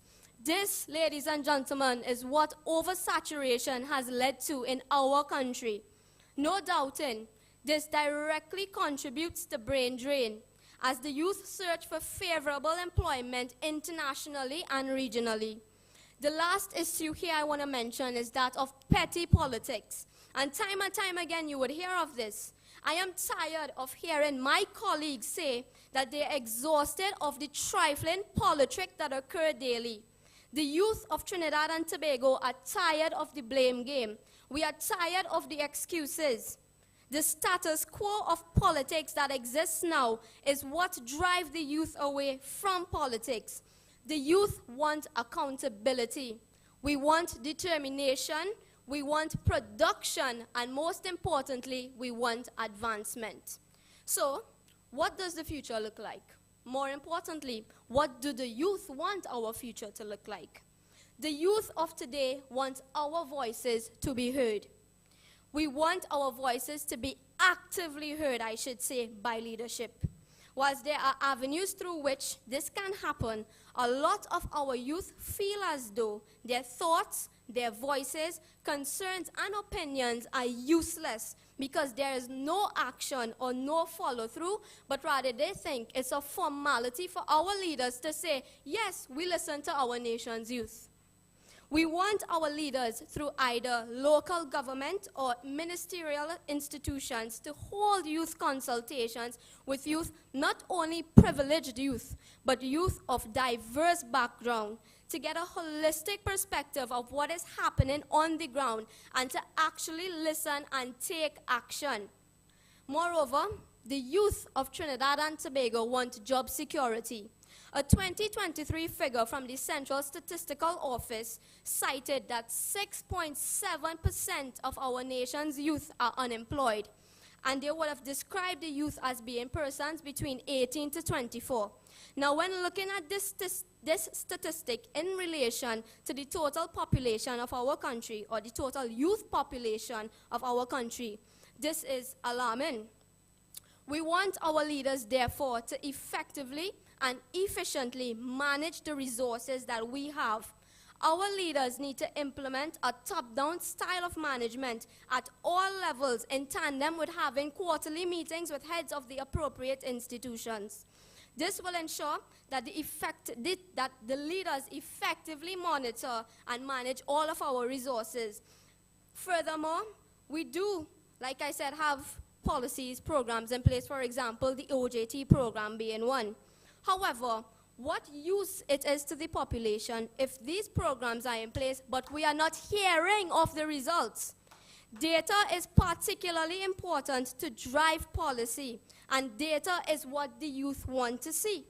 We want to ensure that all these programs that you talk about, all these programs that we have in place, we want to ensure that they are being used effectively. And the only way that we can measure that is through data and statistics. It makes zero sense to have mechanisms in place if they only benefit 2% or less of our youth population. Our leaders, furthermore, should attempt to alleviate the issue of underemployment and unemployment by creating a needs list. This list should contain various sectors in Trinidad and Tobago that is understaffed or where we need qualified personnel for.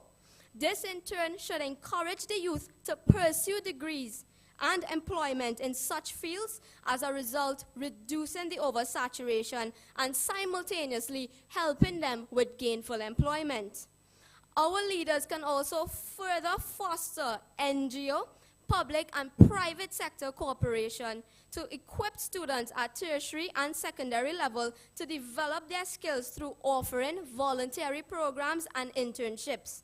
More importantly, our leaders should ensure that these programs reach the youth from underprivileged societies and homes. We want the mobilization of youth for entrepreneurial opportunities. Oftentimes, we only hear of persons from more privileged backgrounds and that have access to these resources. If we do not expand the reach, we do not help the less privileged youth in society rise above their circumstances. Members of the public, the youth of our country want accountability and we want honesty. We want our leaders to take responsibility and vow to work for a better country.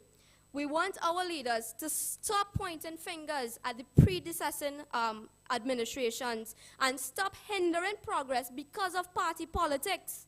One way of showing the youth accountability is through the creation of a website, just a suggestion, or even an online page where promises made during their campaigning, promises made during or in the manifestos are actually updated. This website will allow the youth, not only the youth, but wider citizens of the country as well, to see if our leaders are actually achieving what they have promised. And it will essentially serve as periodic reports for transparency and accountability. Trinidad and Tobago, the youth. We talk about hope now. What does hope represent? To me, hope represents change. Hope represents a beacon of light in the darkness. For too long, youths have wondered, when will change come about? Today I stand here and say, today is the day.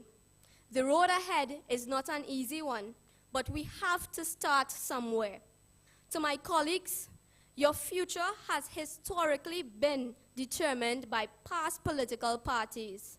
But now, you have the opportunity to take your future into your own hands and support a party that will represent your interests unequivocally. To the youth of Trinidad and Tobago, you all have the greatest power in you to make a serious change. Let us join in hope, revolutionize politics, and create a better, sustainable future. We have to do what we can as the youth of today to make a better country for ourselves, for our families, and for those yet to come. I implore you all, get to know Hope, follow their social media pages, and note the suggestions they have for a better future. Hope presents a suitable alternative with honest leadership who want a better future for our youth. If each of us decide that we want change and that we want to move away from the usual politics, now is the time to do so. Now is the time to hope. And in closing, I would like to say, as one of my colleagues so eloquently put, young people are not a problem to be solved, but rather we are the solution to be implemented. Thank you.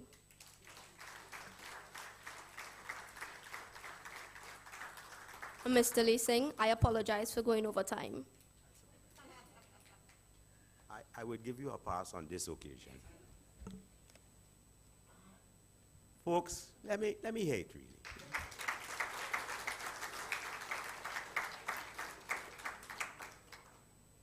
A reminder, we have the note board to the back. You must have an idea. I'm not seeing enough notes on that board.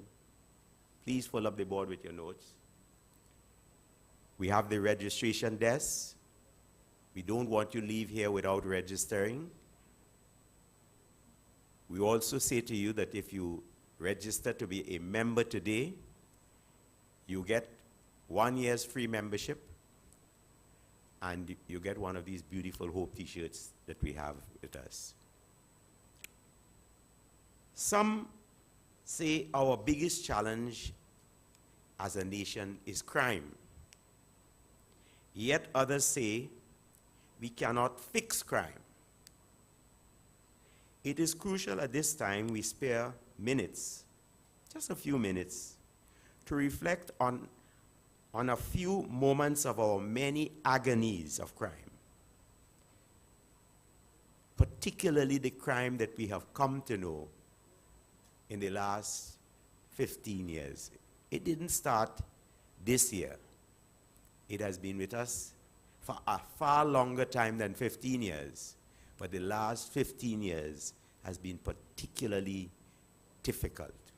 And so I ask you to look at this video that comes up. If one were to ask, what is the most important issue affecting the citizens of Trinidad and Tobago, the answer will very likely be crime. Crime affects every sector of our economic development. It destroys communities. It negatively affects families and gives a country a very negative international image. Victims of crime feel a sense of helplessness as they struggle with poor policing regulations and a judiciary that can prolong their pain for decades. Hope intends to seriously address crime and transform Trinidad and Tobago to a place where every citizen can once again feel safe. Through structured policing patrols in every community, citizens would partner with their police on patrol and ensure that all unusual activities are reported and addressed. By introducing appropriate legislation, Hope will consider gun courts to deal effectively with illegal firearms. Special legislation will be enacted to effectively deal with the drug trade and money laundering. Hope will enact appropriate legislation to deal with gang activities and the influencers who support illicit activities under the shelter of legitimate businesses. Hope will seek to minimize the time spent on criminal matters through expedited court hearing that may include night courts, plea bargaining, and expedited hearings for activities that include physical harm. Hope intends to provide viable alternatives to criminal activities by creating well-paying jobs in each community through initiatives in sports, maintenance, cultural activities, tourism, and agriculture. Hope will encourage entrepreneurship. Together with all the people of Trinidad and Tobago, Hope will ensure that the scourge of crime is removed from the image of Trinidad and Tobago. Join us in the effort to rebuild our nation together.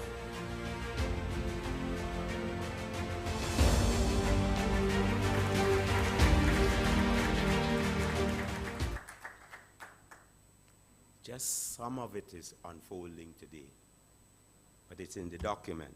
It's in the book, as I would like to describe it. We come to our last main presenter, but I want to say to you, before I introduce the political leader, Mr. Timothy Hamel-Smith, who is our navigator, mind you, I wish to advise our audience, at the end of the political leader's contribution, we will have a question and answer session right here, where questions which have been sent to us from our many meetings held across the Republic over the last 2 years will be answered by members of the National Executive. We will also have the National Executive share with our audience, or rather audiences, because it's here and online and so on and so forth, streaming live. We'll also share with our audiences elements of Hope's Cruise/Ambassador program and how citizens can participate in restoring democracy as we all wish. We want democracy in this country. Now the man, the navigator. So I want you all to remember the sequence. After the political leader, we will be doing this question and answer session, which I believe is going to be very interesting. Good people, let me say to you that Timothy Hammersmith is deeply rooted in service, excellence, and love for his family and country. Timothy Hammersmith has been able to find balance in caring for his loved ones, building his profession, and serving his nation. He would be the first to tell you that it is a person's duty to do all three without complaint, as they are all interconnected. A few days ago, Timothy, and I still have the luxury of calling him Timothy, was among the few attorneys who were acknowledged by the Law Association for 50 years of service at the bar. Think about that. Think about that. His career has been built on countless major corporate transactions, and indirectly through his expert advice, many companies, Caribbean companies, but more so Trinidad and Tobago companies, have expanded and thrived, which in turn has created thousands of jobs and tremendous economic activity. He is ranked by Chambers Global, and that is the world's leading lawyers for businesses, as the #1 ranking corporate commercial lawyer in Trinidad and Tobago. Several political movements have courted Timothy Hammersmith over his life, and he has had a hand in building some, from as early as 1980 to as recently as 2010. Timothy served as president of the Senate and had the privilege of acting as president of the Republic.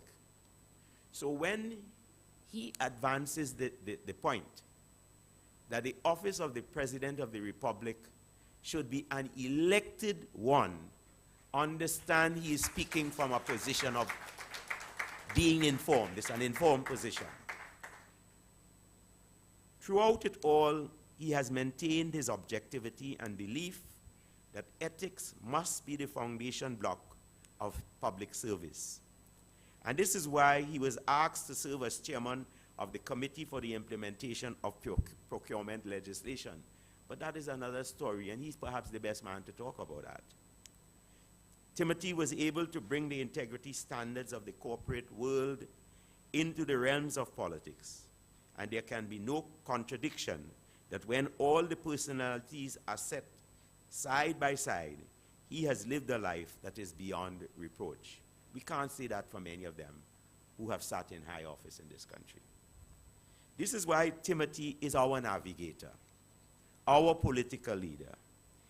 In these very complex and divisive times, in this moment, we need someone who proves that good people can and should enter politics, so we will finally have the politicians we need and we want.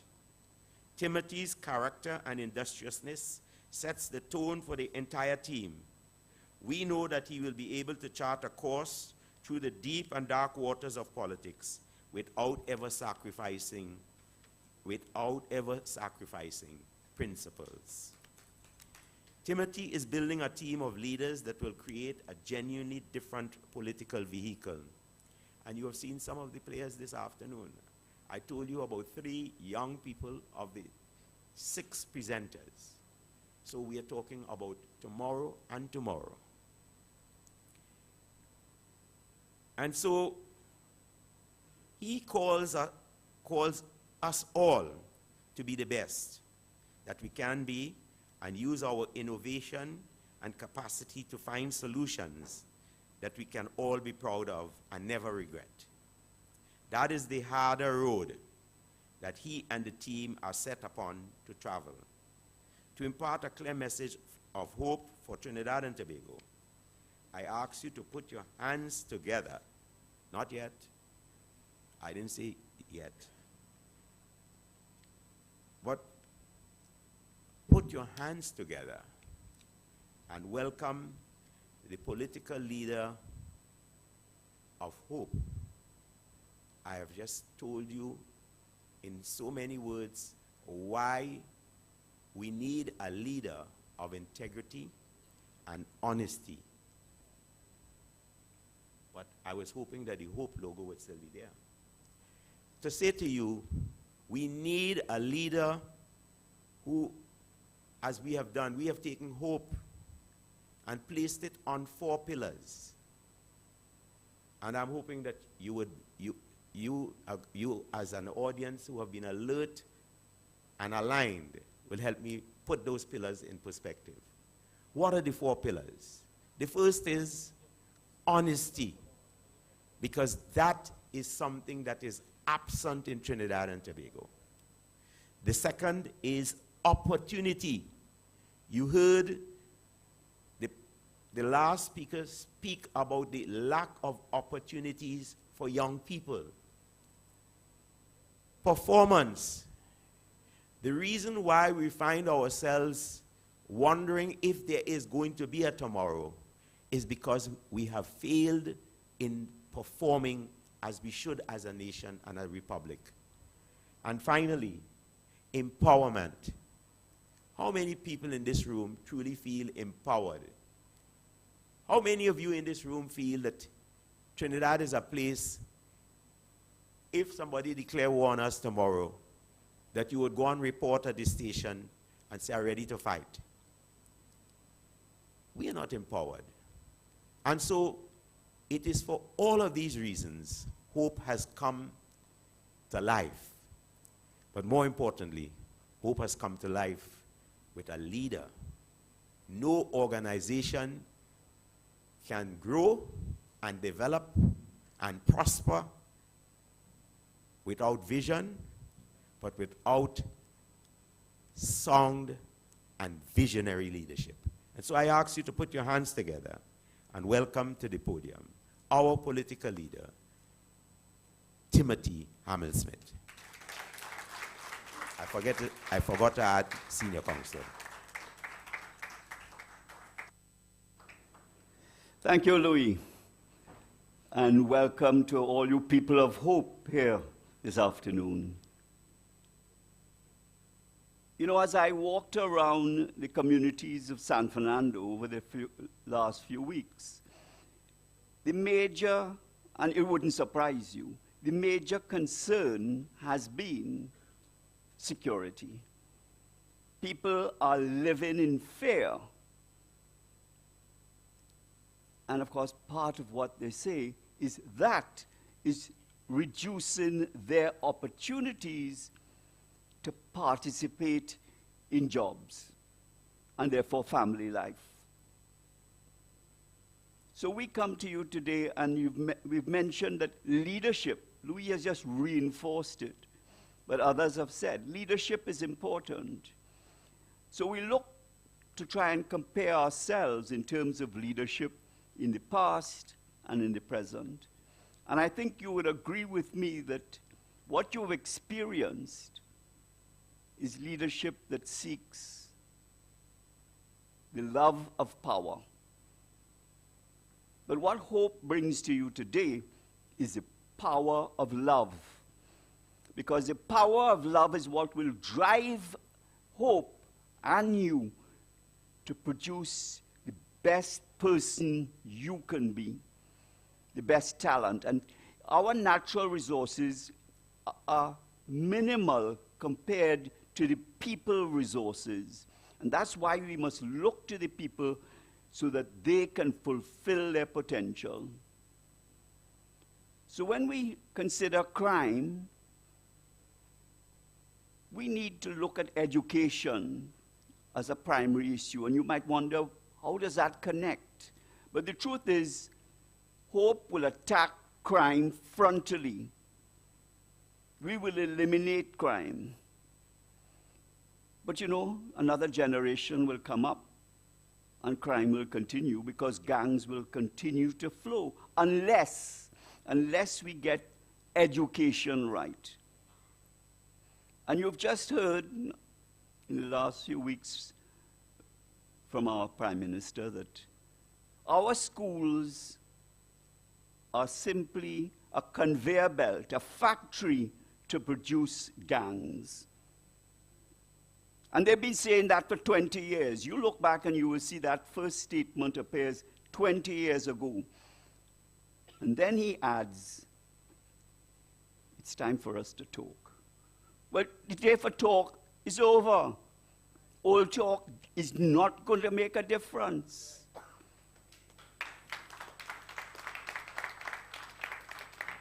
So we say, let us look at the education. What is wrong with the education system that allows 70% of the students entering it to feel that they are failures? In fact, many of them feel they're failures before they even get into secondary school because they have to go to SEA that determines the rest of their life at 11 years old. And what we have to recall that every child will have different competencies, different ways of learning, and we must suit the education system to the child, not the child to the education system.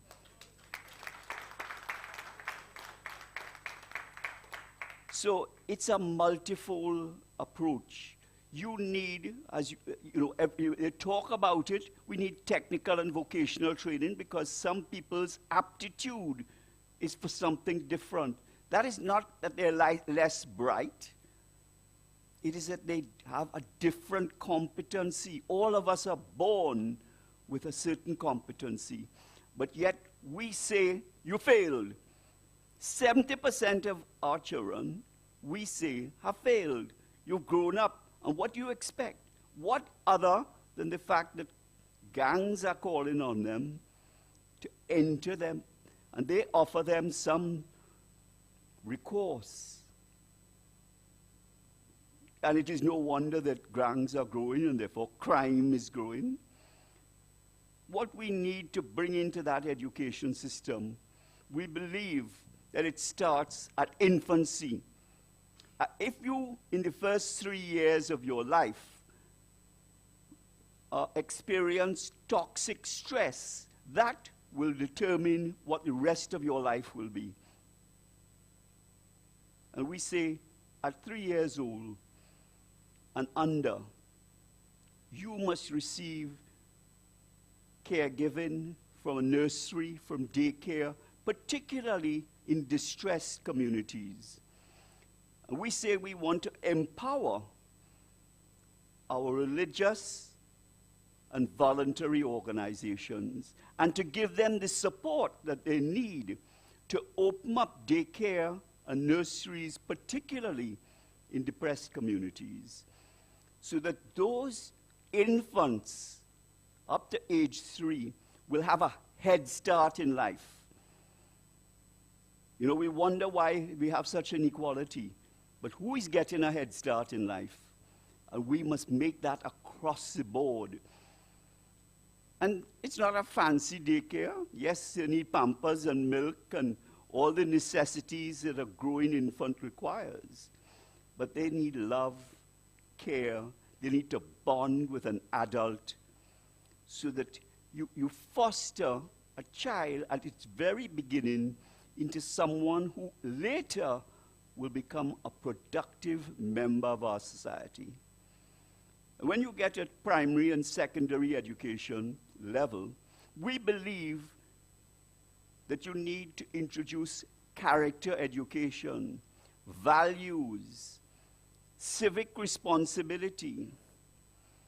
Where do we hear that anymore in our school system? We should have voluntary community service being offered.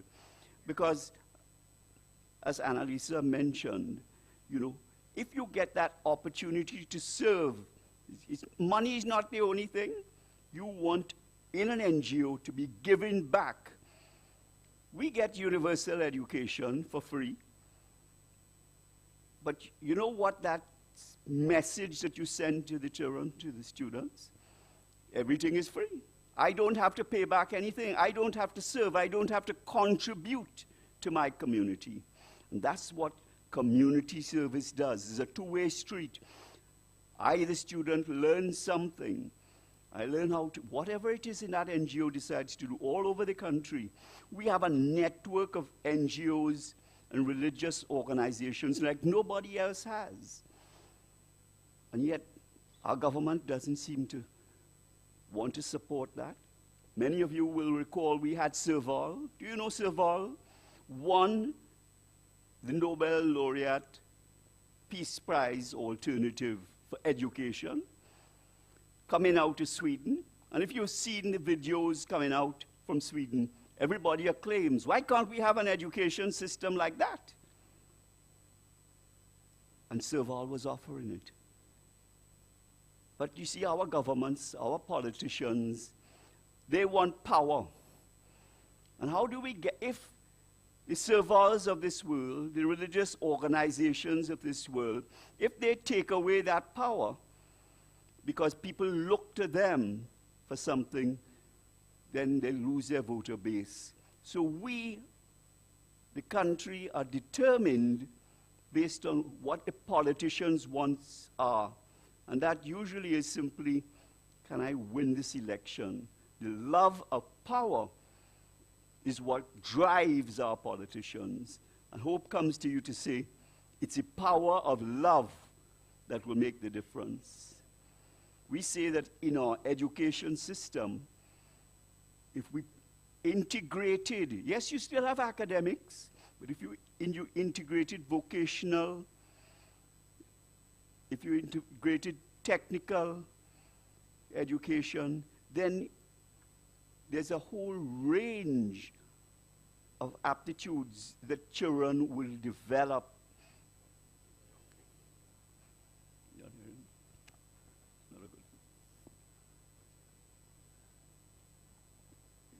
See these fellas fixing me up. What do you want me to do? All right, thank you. All right, thank you, Louis. All right, so education, we said, was so very primary in terms of what you might not have thought how you attack crime. But that is not to say hope will be soft on crime. And I don't know why, I can't understand why, but perhaps it will develop as we emerge this evening. Why have the politicians not attacked the man with the gun? 90% of the crime, 99% of murders are all committed with a gun. So why don't we have RFID technology that allows you to recognize the ownership of that gun? Because you're hearing that guns are being leased by police and regiment. Yeah, imagine. They are supporting gangs, the people who we engaged to protect us are leasing guns. But of course you would know right away if it had RFID technology on it, who gun it was. And that helps you to discover the gun. But there is a simple introduction of a crime regarding unlicensed firearm. Why can't we simply, we may not be able, our detection rate is abysmal. We detect nothing. We might find a lot of guns and spread them out, but there's nobody who related to those guns. Nobody had possession of them. They just magically appeared. So if in fact we go to people who, the police arrest people because I found you with a gun, and then I get the department to certify the gun is not licensed. Defendant is arrested. He's taken to the court. We hear of our government wanting to just throw them in jail. Throw away the key, no bail. But that's not justice. And I will tell you that if you want peace, you're going to have to do justice. Because that injustice is going to come back to haunt you, sooner or later. So look at how simple that is. You know, nobody wants to be a witness these days. If you see somebody get murdered, you look the other way, all right? Because you could be the next target. Nobody want, and that's understandable. But the policeman who arrests you is the only witness. He comes before the court. He gives his evidence. Mr. X was in possession of a gun. Here's the certificate. It was unlicensed. The judge will make a decision, and that decision, we suggest, ought to involve not less than 10 years in jail. Imagine if you had that, and if you had a court sitting that is dedicated to only these matters. We have to recognize we have a problem. Our governments don't seem to think we have a problem, but we have a problem. And you need a court dedicated. Call it a gun court, firearm court, call it what you want, but it's dedicated to only doing these matters. And you will see how quickly you will start to make gangs feel that they just don't. Who's in charge? Right now it's the gangs that are in charge, but you have to fight back. And as government, you have that potential to put an end to it. And you ask the question, why they're not doing it? But you ask the other question, how did those guns come into Trinidad? Somebody letting the cocaine pass. And the guns. And so how come we're doing nothing about it? You know, when they pressed it, you hear meekly about how we're going to have scanners. Did he tell you how many?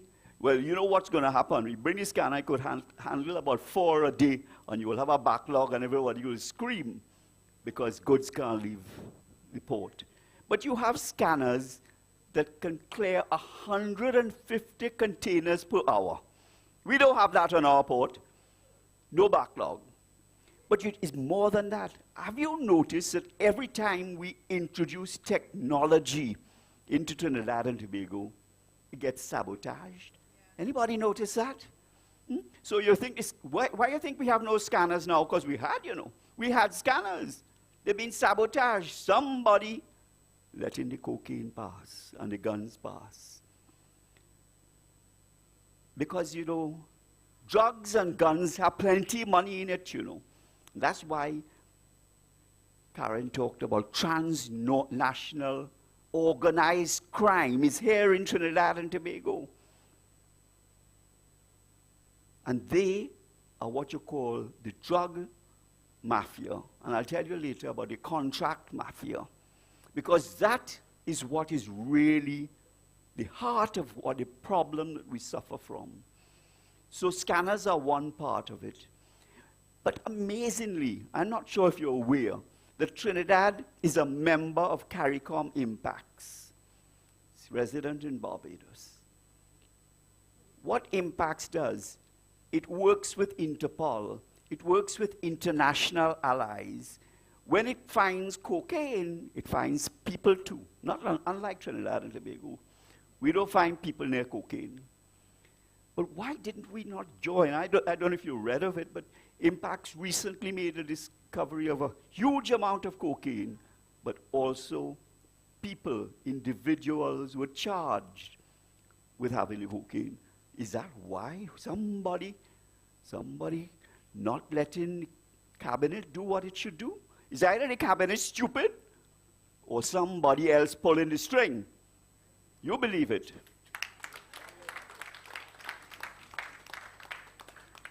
So that somebody on that hand is your drug mafia.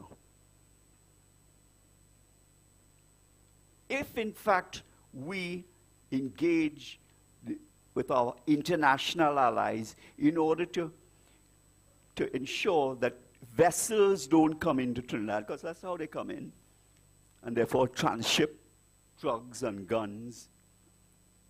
But we need that assistance. We need to have drones, today's technology, and radar that we could look over all our territorial waters. But we need the vessels, the naval vessels that our international allies would supply to pick up the people. And that's what Impacts did. And we could do it too. Why aren't we doing it? There's only one answer, or maybe two. They don't have any brains inside the cabinet, or somebody pulling the strings of the cabinet. It's not who you think is leading the country.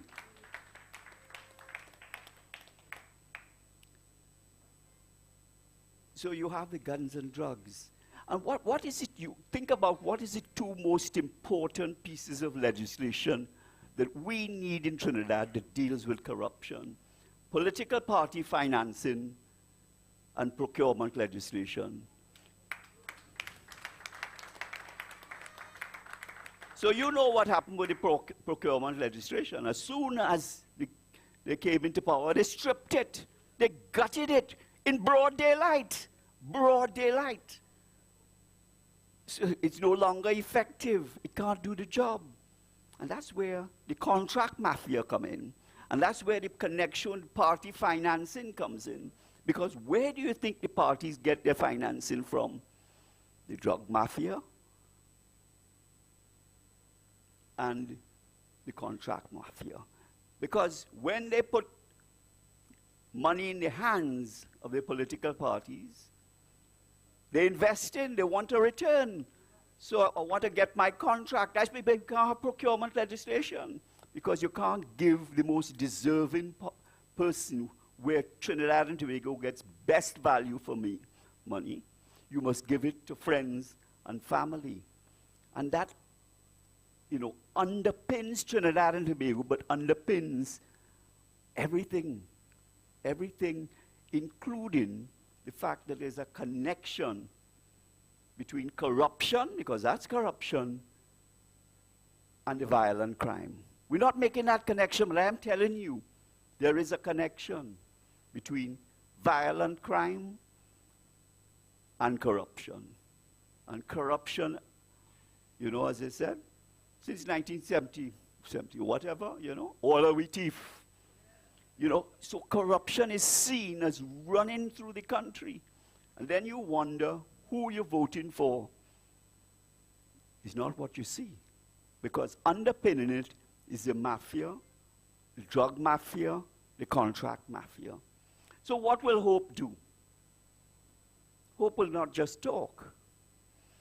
Hope believes, and this is what is done in all the countries which have managed to bring corruption under control. You have to have a special prosecutor, independent special prosecutor, appointed by the DPP, but working together with forensic investigators. We call that the Serious Fraud Office. And they will be able to follow the money trail. That's how you undermine the potential for the drug mafia, for the contract mafia. And that's how you bring it under control, because they are focused merely on that. And in this organization, Trinidad, we're accustomed to, of course, the police stay far apart and the DPP stays one side. They're in silos, and it's meant to be that way. But it can't work for corruption. In the case of corruption, the investigator has to work hand in hand with the prosecutor. And that's why you need the Serious Fraud Office, because that's the mechanism. And that's why you need an independent special prosecutor appointed by the DPP. And we say that will tackle crime. So crime getting under control is one issue. And as I think Karen mentioned, unless you get that under control, your economy will be stifled. Business will not, who will invest with the kind of crime going on? Nothing will happen. No growth will happen in this country unless we get corruption under control, which brings violent crime under control. And hope will make sure that that is what we achieve. That will be the first targets. So hope comes to you today and says, you know, we have good people, we have solutions, we want you to be disciples of hope. We want you to carry the message of hope far and wide. But we know that when you carry this message, there will be those who tell you, a red till a dead, or a yellow for life, whatever they say. It's the same message. But you have to ask them, when you vote, who is really in charge? If you continue to have corruption and you continue to have violent crime, ask yourself, who is in charge? Is it who you think is red or yellow? Or is it the contract mafia? Or is it the drug mafia? In the case of hope, we say, what you see is what you get.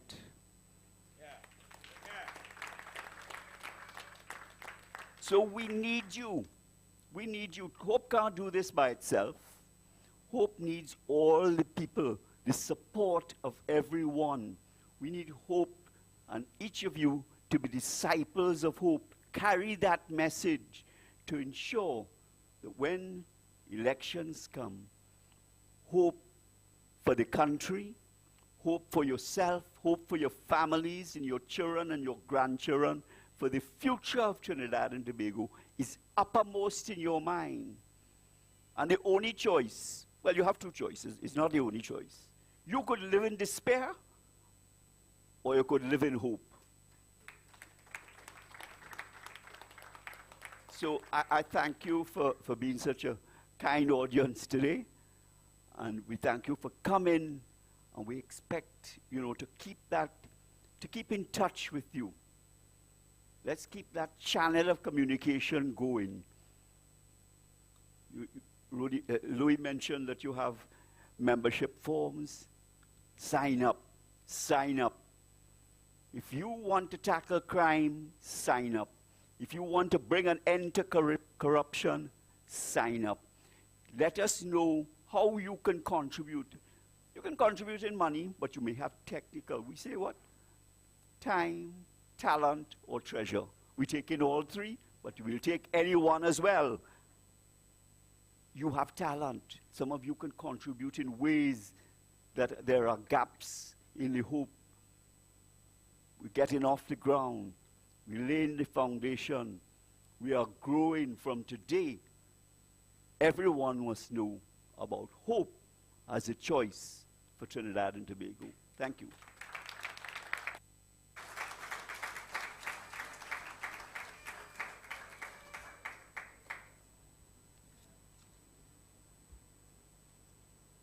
Could I really hate for the political leader?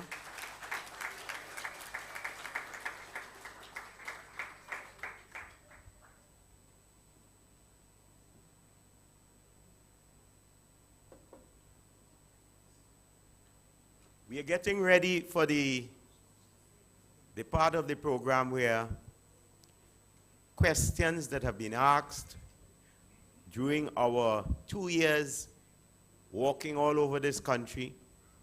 Sometimes on an evening we speak to 15 people. Some evenings when we are lucky we speak to 90. But that journey has been an interesting journey, and it has brought us here because many of the people who we spoke to demanded of us that we do what we are doing here today. I want to remind you, you're free to pick up one of these trifold information bulletins, because at the back of it is the very important information. Make no bones about it. In politics, you must have money. It is like religion. No pastor, no priest, no pundit, no imam could carry on his work without receiving support from the flock. In politics, you need to get money. But how do you get that money when the very people who are controlling the treasuries in terms of giving money are in fact the people whom you just heard the political leaders so aptly described? And so I'm appealing to everyone, not only here, but tell your neighbors, tell your friends. And we have an account where you can deposit your money. Take one of these bulletins so that you will be able to tell them where they could deposit the money. And believe you me, if you give $20 a month and 300,000 people give $20 a month, we will have a bigger war chest than either the mustard or the ketchup. And I want to say to you, I am already seeing it coming in because I'm a believer. We've come to that very interesting part of the program, which is being led by a lady that really needs no introduction. But I want to talk a little bit about her. It is also being led by a gentleman who needs no introduction. But I also want to talk a little bit about him so that you'll understand that we're not really doing hit and miss thing here. Denise Deming is a true success story of Trinidad and Tobago.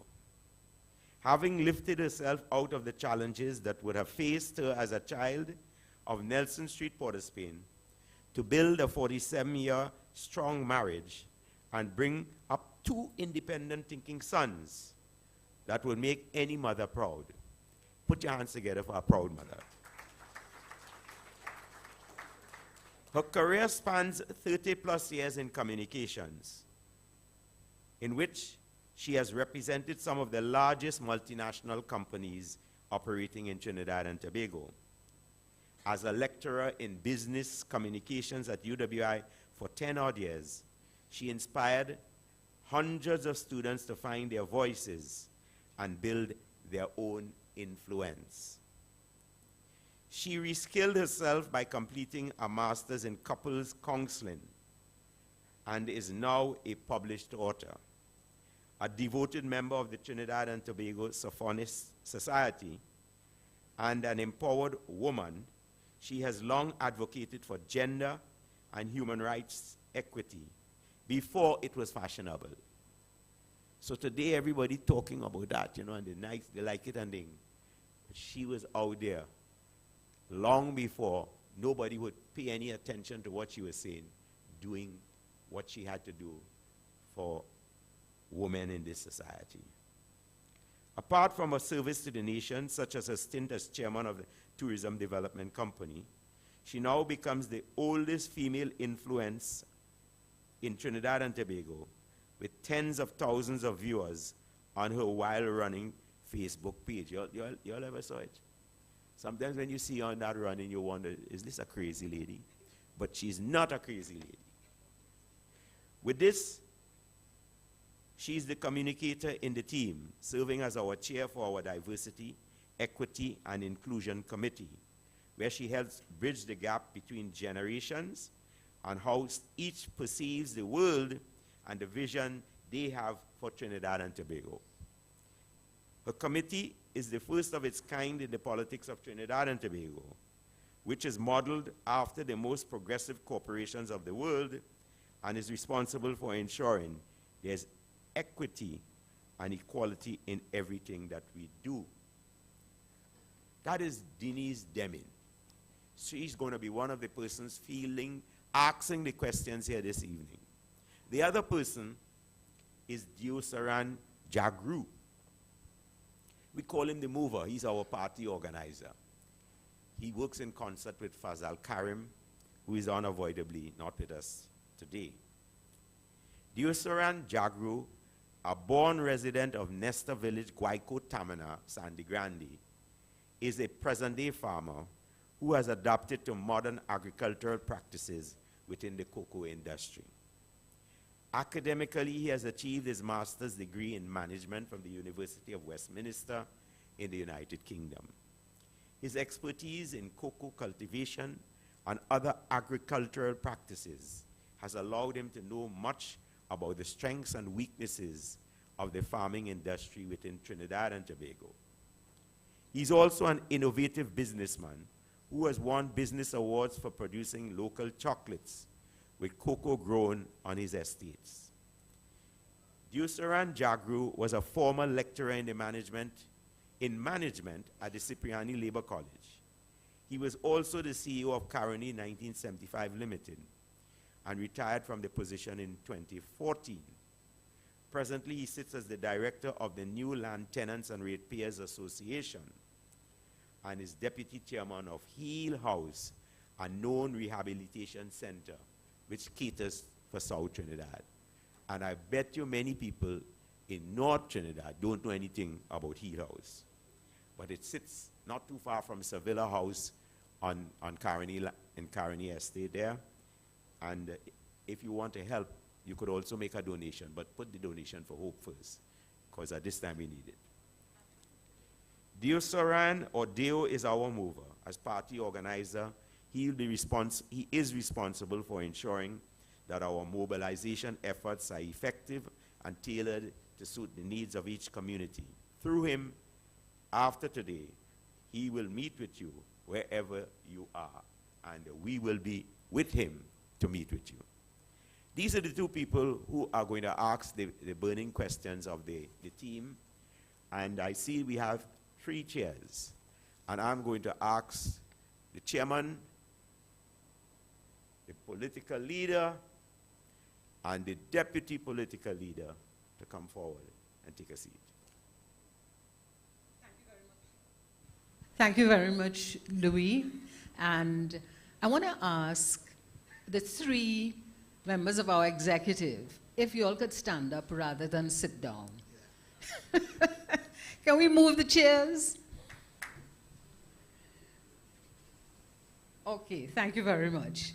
All right, so Deo and I are managing the questions, and I want to, Deo, you have your questions ready. I want to begin by asking our political leader about this thing about the president, the presidency. Isn't it going to be contradictory that you have a president who's elected and a prime minister? So give us an idea of what you really mean by that. This time you have to take the mic. Take the mic, all right. So, you know, the president appoints and has power to appoint a number of very key people. The independent senators, commissions, and therefore she has a role to play that, or he, that is very important and could be expanded, in fact. But Trinidad and Tobago will only, I think, accept that expansion if they felt that the president was independent of any political party. And more than that, you see, what the president has is certain ceremonial, shall I call them, duties, and then important powers to appoint people to various posts. But in fact, there's no substantive job for the president. So I go a bit further, which is to say, one of the things that Hope would like to have introduced, recommend be introduced, and was here, but it's been thrown in the wastepaper basket, is an Economic Development and Advisory Board. And the way we would do that is it would become a statutory board. So the Prime Minister or anybody else can just decide to take their decisions and throw it in a bin. And I would like to see the President become the chair of that Economic Development and Advisory Board. And therefore, when you create that legislation about electing a president, you are going to be saying that a president must have the kind of competencies that a person who was the chair of the Economic Development and Advisory Board ought to have. And the EBC will have to assess the candidacy, and you can't belong to a political party, let's say, for 5 years, prior to your going up as a candidate. So the whole country, I believe, would get a sense that we have an independent president, unconnected to party political concerns, and carrying out roles, important roles, of appointing people to what should be independent positions. And I would like to think that he will become the chair of the Economic Development Advisory Board. Thank you very much, Tim. Yes. Let me invite Deo to ask a question. Yes. Thank you, Denise. My question is to the chairman. It is being said, and the perception is, that the two parties that have held power over the last 20 years, their first claim is for power. And it is just an afterthought. The people's interests come second. How will a Hope government change that perception? What a fantastic question. Let me first say that there's a reason why the major political parties have not been delivering to the people of Trinidad and Tobago. And that comes from this one word called loyalty. They have to be loyal to their financiers, to their supporters, to their sect. And as a result of that, you would notice, and this is no secret to anybody here, you would notice that when one political party is in power, certain people get contracts and certain people get jobs. Now, the thing is, in Hope, we have a loyalty as well. But our loyalty is to every citizen of Trinidad and Tobago. And because we're going to be loyal to all the people of Trinidad and Tobago, that is what is going to make us different from the both political parties. Thank you. Thank you. Just speak. They'll. Right. Thank you. My next question is for our deputy political leader, and it concerns campaign financing.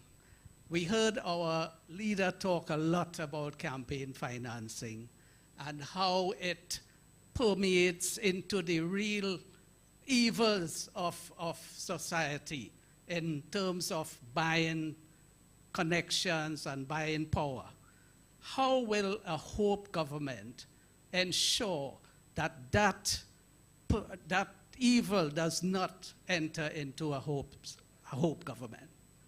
Well, first of all, there is that legislation, and I think, in fact, on one of my shows that I do on 102 FM digital, I did have as a guest David Abdullah, and we went through that legislation, and he was of the view, apart from a few loopholes, that he was satisfied with the legislation because it does make provision for the appointment of a separate office from the EBC, a person who would be responsible for the campaign financing. Also, it had a number of provisions I think that people will be happy with. The issue, of course, is, as with every piece of legislation, is lack of implementation. It is in no government's interest when they get into office, except this government. You can be sure about that one, because he has made that commitment, and we make that commitment that we will pass that legislation. So the legislation is there, is obviously being used. In America, you have lobbyists, so it's not something that is, that we are not familiar that there is something called lobbying. There's a difference between lobbying and what happens in Trinidad and Tobago, where we know as a fact, and I certainly do know that because that's unfortunately my experience, to have a good idea of those who are exercising the power that is not in the interest of you and me, but the interest of a small minority. I just want to say briefly on that to support what I'm saying. So one, there is the legislation. Two, like every piece of legislation, the Data Processing Act, since you know how long is there? Since 2012. I went back and looked. All of a sudden, TT have a problem, and now they're talking about putting a director of digital transformation or whatever they call it by the end of 2024. The procurement legislation, they have gutted it. The gambling legislation, I mean, I could go on and on. So the legislation is there. It's a question of passing it, and this is the group that is going to make sure that it is made into law. I just wanted to add one thing to what Karen was saying. You know, when Hope gets in there, not only we will bring back the provisions for the procurement legislation and pass the party financing, but where there are important provisions, because this legislation is passed by a 3/5 majority, they gutted it with a simple majority. So we're going to put a provision that says, if it is an important provision, you need 3/5 majority to change it. Okay, thank you very much. Louis, I'm going to break the rules now, right? So please forgive me. I want to invite our audience to ask us a couple questions. We have two people with microphones who will give it to you. I want to beg you, please, do not give us a 5-minute introduction to your question. Can you just ask us a question? Ask anybody up here a question. So, do I have anybody who wants to ask a question? There's a gentleman here. Oh. Hi, good afternoon. My name is Fred Jagger. Question to the group. You mentioned that you are going to implement and pass legislation. What happens if we vote for you and you don't? What about recall? What do we do at that point in time when you get into office, you sit in a very nice fancy chair, drive a nice fancy car with blue lights in front and behind, and you say, here, what we promised them, but we ain't about to deliver, we're here for 5 years.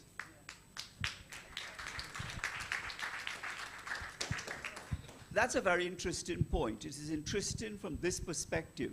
There are a number of things that can be changed in the Constitution. Many of them require a special majority. Many of them require 3/4 majority, some 2/3. But the others require a simple majority, 50%. So in fact, a Hope government can introduce recall legislation. It can introduce referendums and a number of things like that that would improve our governance and check and balance, really. Thank you very much. So you've had a commitment for some legislation for recall. And we also had an example of how to ask your question, right? So who's asking the next question? No. Come on. Yes. Greetings, Merry Christmas to all. Are you hearing me? Greetings and Merry Christmas to all and a prosperous New Year. Just a comment. Honesty. I was wondering in my thoughts if the word honorable, you know, I'm not saying to change anything, but I'm saying it could be presented in your presentation, your verbal presentations and so on. Because I see, in my humble view, honesty is incorporated in someone being honorable. And empowerment, a very nice word, but I was also wondering, this is my first question, can someone become empowered? Or are you thinking of motivating someone to become empowered without the E for enlightenment at a time like this? So just something to be considered in your verbal presentation so as to motivate souls to vote for hope. See? And the second question is, it is nice to see you all inviting us to come and sew the garments, and some sew, some cut thread, some put on the buttons and blah, blah, blah. My question here is, if an early election is called, is it that you all will be considering forming a coalition with the present opposition? Or you will hold firm with hope, and I heard the word spirituality mentioned, which I was grateful for, thank you, and that goes with the word enlightenment. So I was wondering if you all will have hope to hold firm and not form a coalition, or is it your intention so to do if a snap election is called? Thank you. Let me answer you. And this is, I suppose, a very simplistic answer, but it answers all the questions here. The first thing you spoke about was honorable. Now, the thing about it is that, I don't know how many people know this, but almost every minister, they call the honorable so-and-so and the honorable so-and-so. So we don't use the word because it's been misused. So I'm asking you, do you think that the people who say honorable so are honorable? And that's why we said we will deal with honesty. And to answer your question about whether there will be a joining or whatever in terms of the election, honorable. When we talk about honesty and honorableness, as long, we said early in the thing that we are about all the people of Trinidad and Tobago, and therefore people from all walks of life, as long as you are sincere, as long as you are honest, as long as you stand for the values that we stand, you have a place and a home in hope. No, I just think that there may be a misconception perhaps that if one does not belong to Hope, that persons who are not members of Hope are somehow persons who could be considered dishonorable. There are many, many people here who belong to other parties, myself included. There are parties here that belong to other parties to us. But what you want, the common denominator, is that whoever is part of, if it comes down to that, you want to be able to govern the country. And in order to be able to govern the country, you have to have a group of persons who have the similar beliefs and also the similar values. And that is the key to it. The key to it is persons with our values. If they don't have our values, we could never have a coalition, or whatever you want to call it. But if there are people with that, that just makes us stronger together, because we're all in the service of the national community. I don't know if you find this.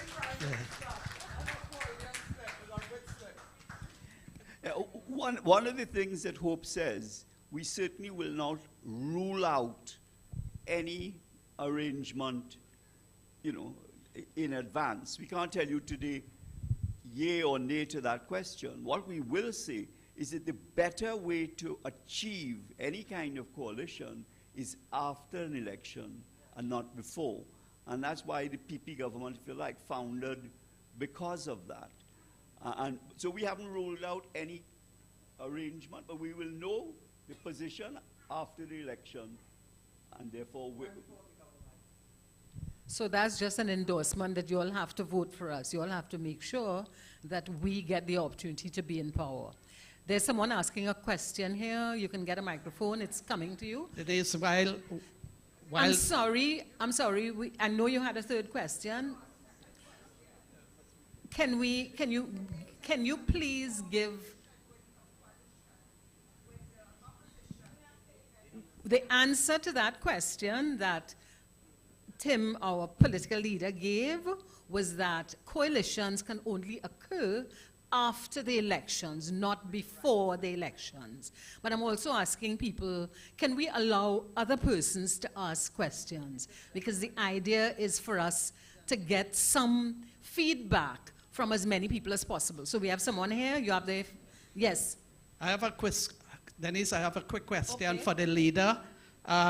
When you become Prime Minister, are you going to commit to a cabinet with 50% women?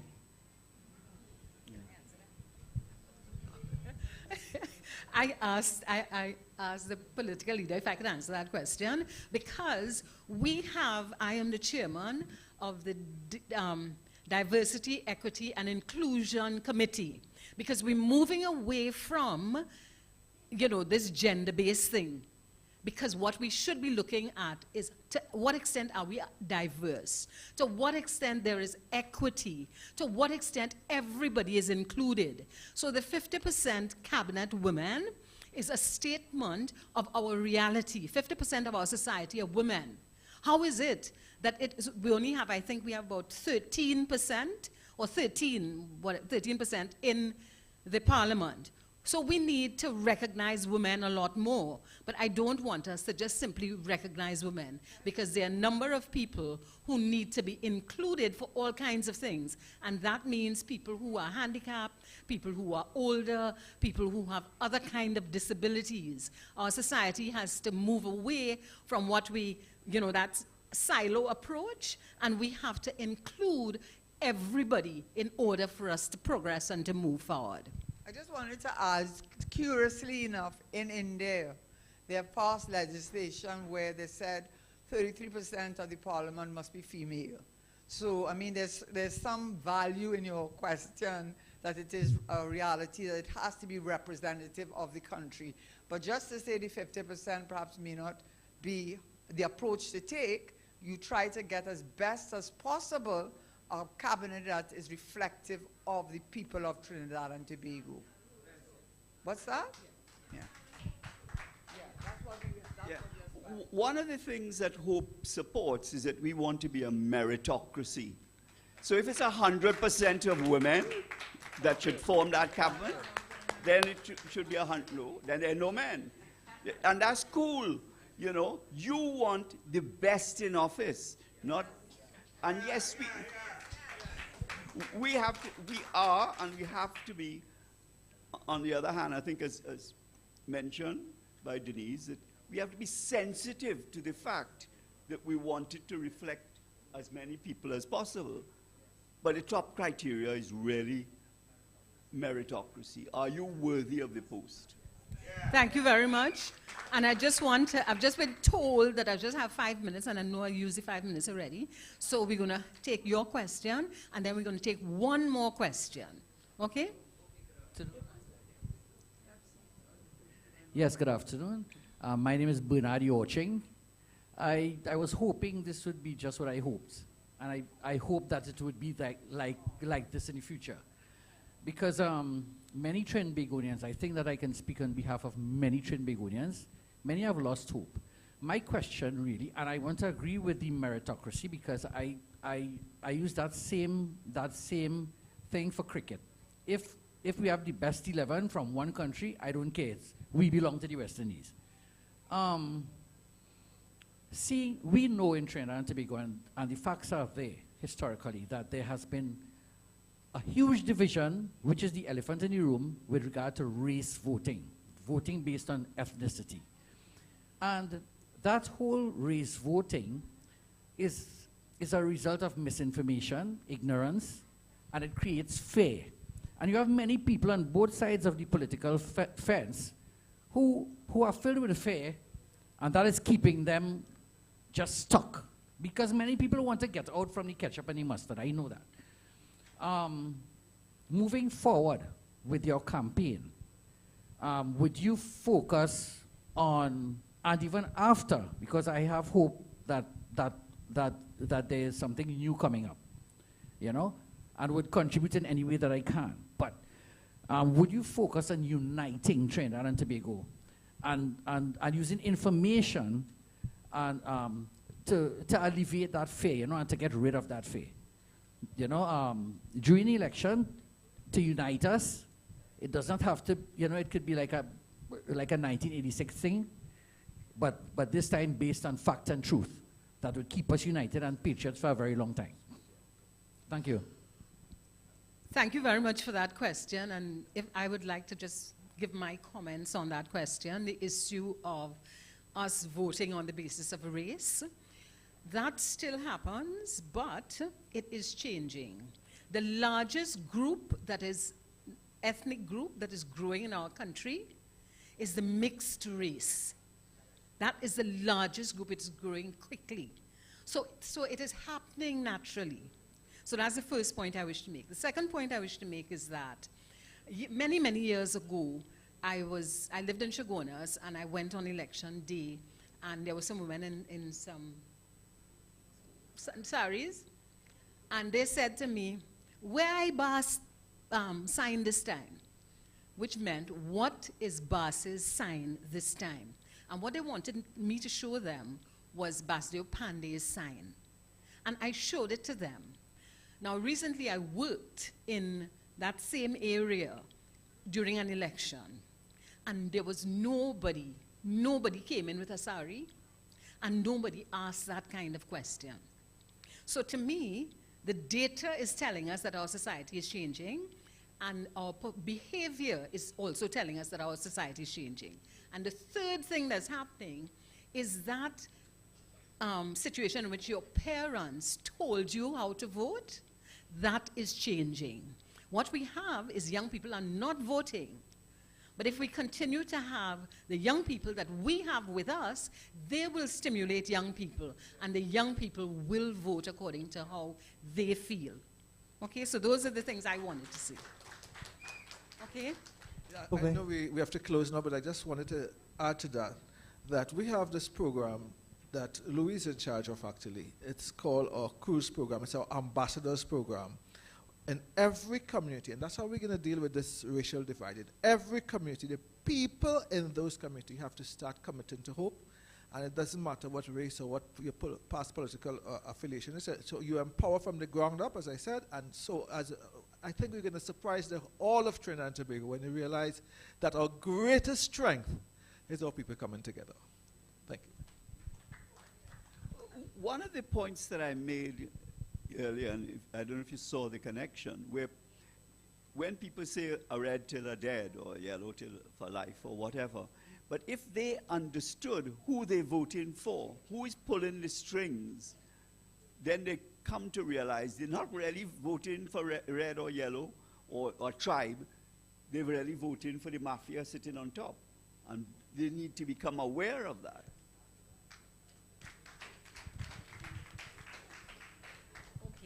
All right, thank you very much. And just before you all go away, can we bring everybody up so that you see us as a group? Can we please come up quickly, just say. That will answer your question. No, I want a young person by me, yeah? I want a young person. I'm sorry, we can't take any more questions. I have to hand over to the chairman. But give us a round of applause, please.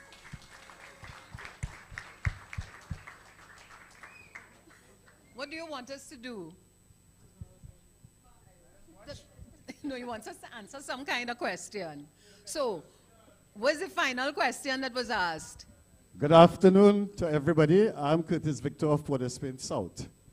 Would Hope consider the introduction of a white-collar court, a court for white-collar crime? And why I ask this, for the past 25 or 30 years, we as citizens have seen fingers being pointed from either side of the parliament, alleged corruption, and we know there would have been. And I think if we want to reduce crime, we need to start at the top. We build from the bottom, and we destroy from the top. Thank you very much, And Port if of Spain that South. example is set, then Thank you. those at the bottom would fall in line. Thank you very much. We got your question. I'm going to ask Karen to answer that, please. And the reason I asked to answer is because it's something they all know that I'm very passionate about. I know, and you know, that the real leaders in this country are not in the cabinet, they are outside the cabinet. And let me assure you of this, their interest is not your interest, but it's our interest. So we have a DPP under our Constitution, I think it's section 113. Even though he falls under the Attorney General's department, he's constitutionally insulated from any political interference. I don't know if you remember the time of Jeffrey Henderson, actually a former student of mine, I've taught so many of them, but anyway, in my early days, Jeffrey Henderson was then the DPP, and our then Attorney General, John Jeremy, had written him and giving him instructions regarding a particular matter. And it was published in the papers. You know what he said? You don't instruct me, sir. You don't instruct me. I am the DPP, and I am constitutionally protected. So to answer the question, the political leader did answer it. What he did say is falling under the Special Prosecutor Office, which is going to focus on white-collar crime, which is at the heart of the crime that you see played out on the streets, because those young men cannot afford those guns for $15,000. They will fall under the DPP, who has constitutional protection. Thank you very much, and we hand back over to our chairman. Thank you.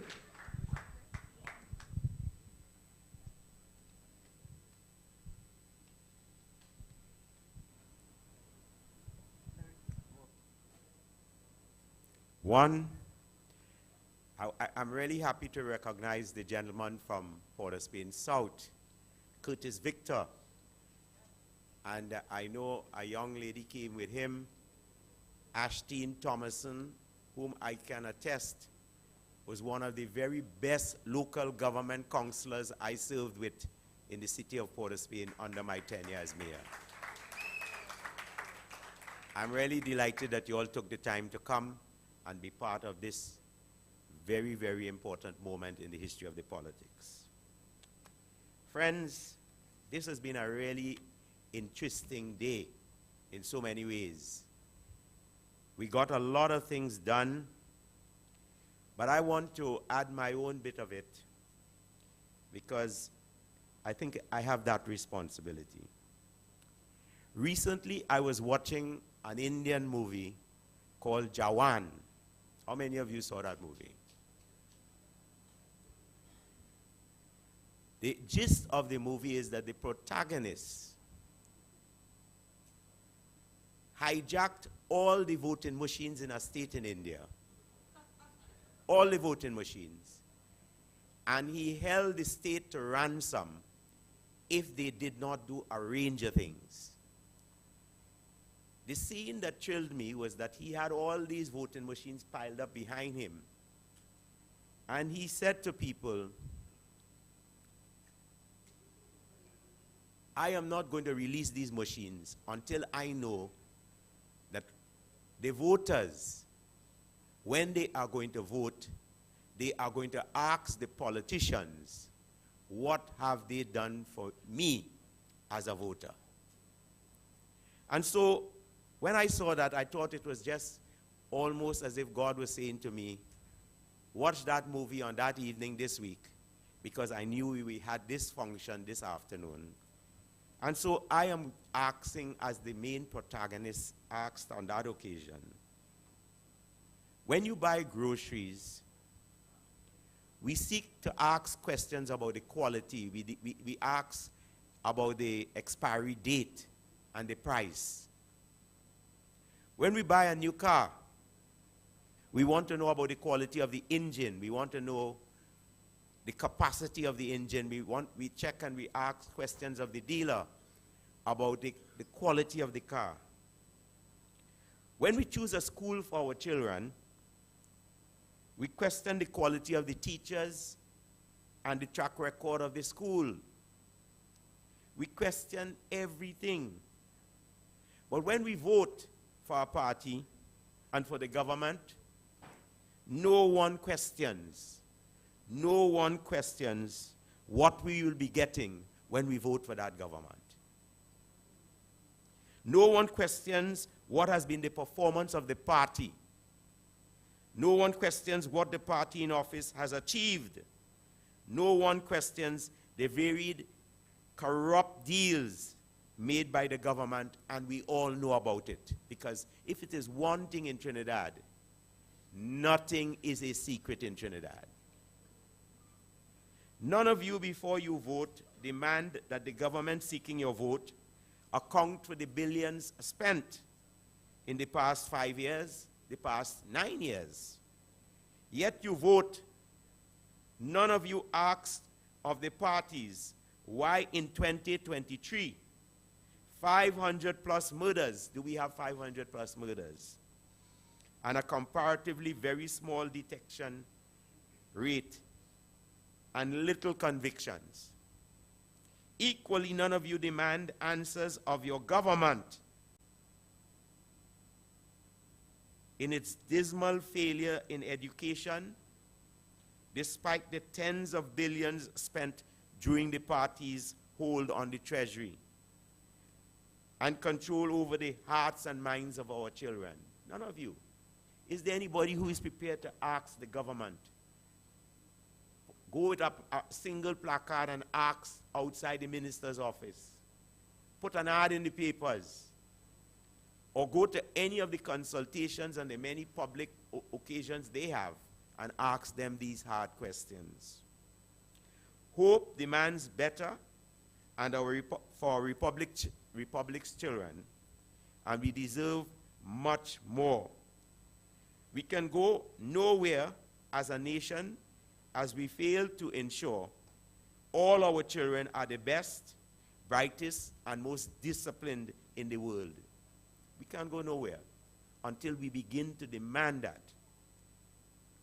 Despite our current dismal performance in education, we do not hear you, the voter, ask the questions, why are we failing in so many ways?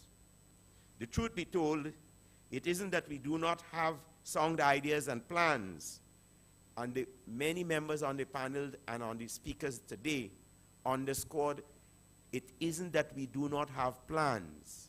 What we do not have is the implementation of plans.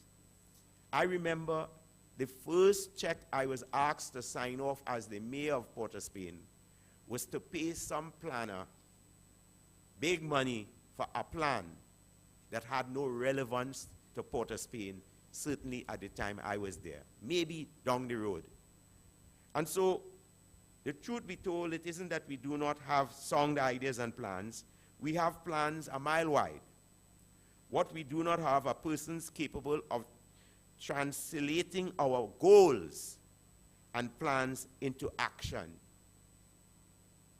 But we do not ask the questions when the mustard and ketchup comes knocking on our doors. This must stop, and I urge you to begin to stop it as of today. We've got to ask the questions. I want to wind down this because the television people have given me the signal, Denise. I want to place on record Hope's thanks to all of you in our live audience and those of you back home and abroad viewing our WS10 feed this evening for your participation by merely being viewers. But those of you who came here today, you participated much more than that. You got a chance to ask the Hope's leadership some relevant questions, and we are forever grateful for those questions. Your presence means a whole heap to all of us at Hope. For us to become the possibility of being in a position to change the fortunes of our republic, we will need all citizens to come on board. All I ask is that you enlist in the army of hope and join us in doing battle with those who have chosen to speak great things. They speak great things all the time, but they deliver only sadness. We thank you for your presence both in our live audience and wherever you choose to be as part of this audience. We thank you all who worked with love to make our event a success. Shireen and her team,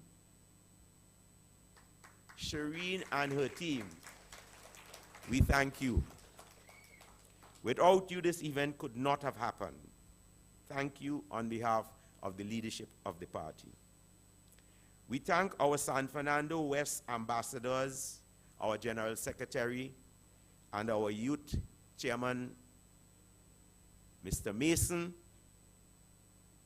for the superhuman efforts you put in during the last 2 weeks in working the politics in San Fernando West in particular. We thank you, Mel. We thank you, and Iron.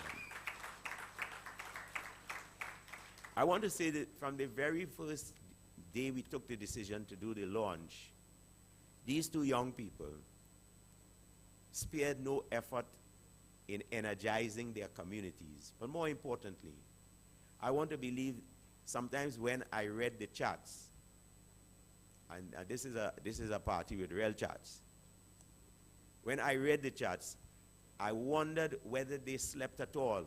All during the night, they posting things there, and I said, but give me a chance, I have to sleep. But I want to thank you for your tremendous effort in that regard.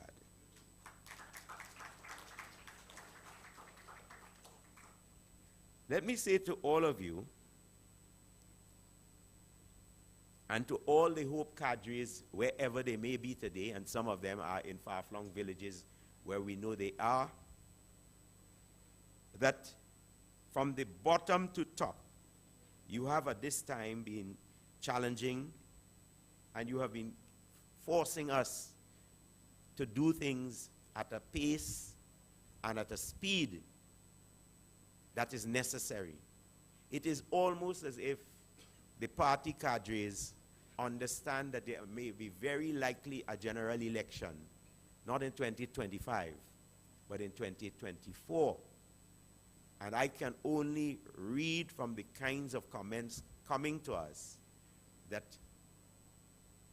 they may be right. And so I want to all of you who continue to send us notes to inspire us to speed up our processes. Believe you me, we are listening to you. Thank you very much for your comments in this regard.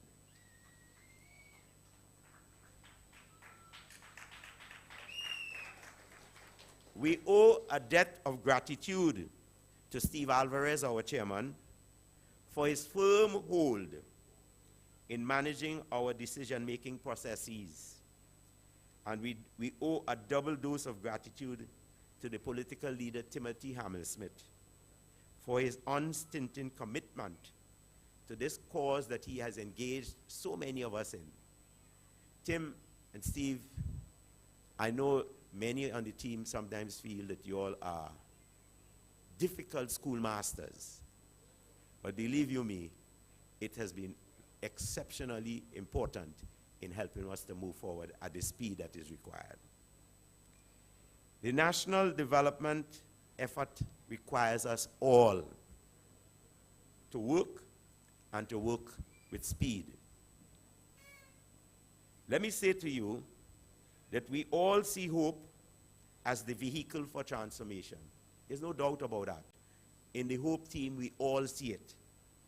And to all presenters and speakers, I say to you this evening, if political speeches were poetry, if it were poetry, you would have all been excellent poets this afternoon. Melissa and Iron, Steve, Karen, and Elisa, Steve and Tim, you all did an extremely good job for me sitting down and having to police the thing. And I congratulate all of you for a job well done.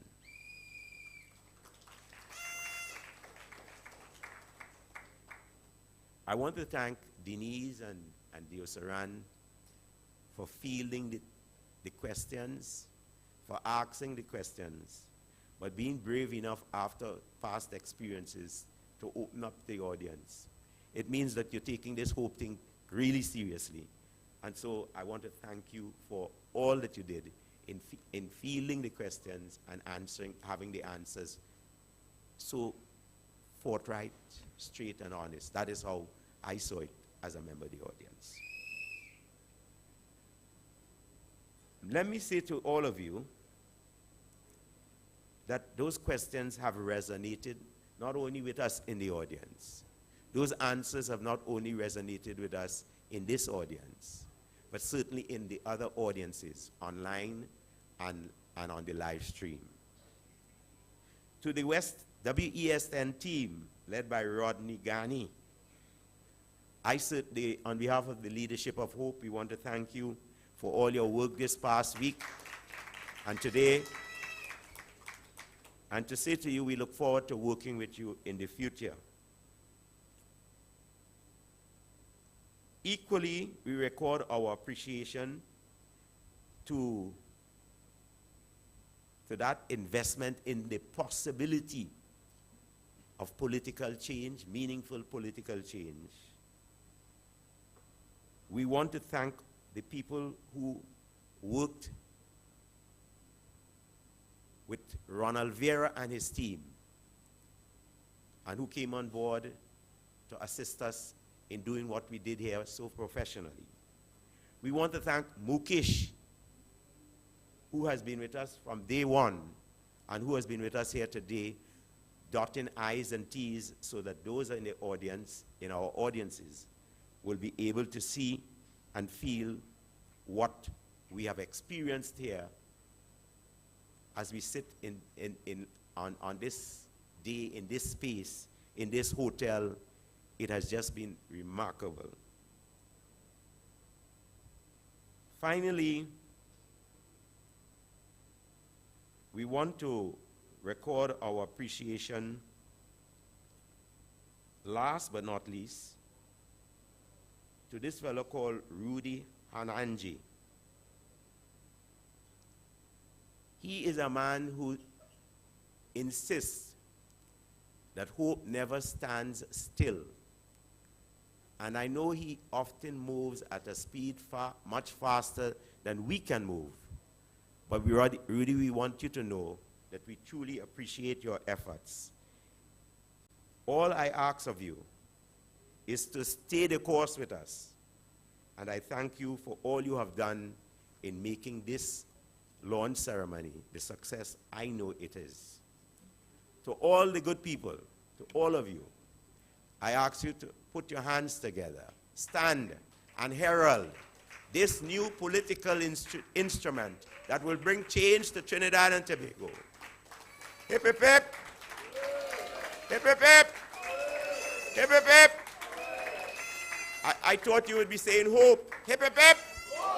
Hip, hip, hip. Hip, hip, hip. Go safely, and God's be with you. Thanks again.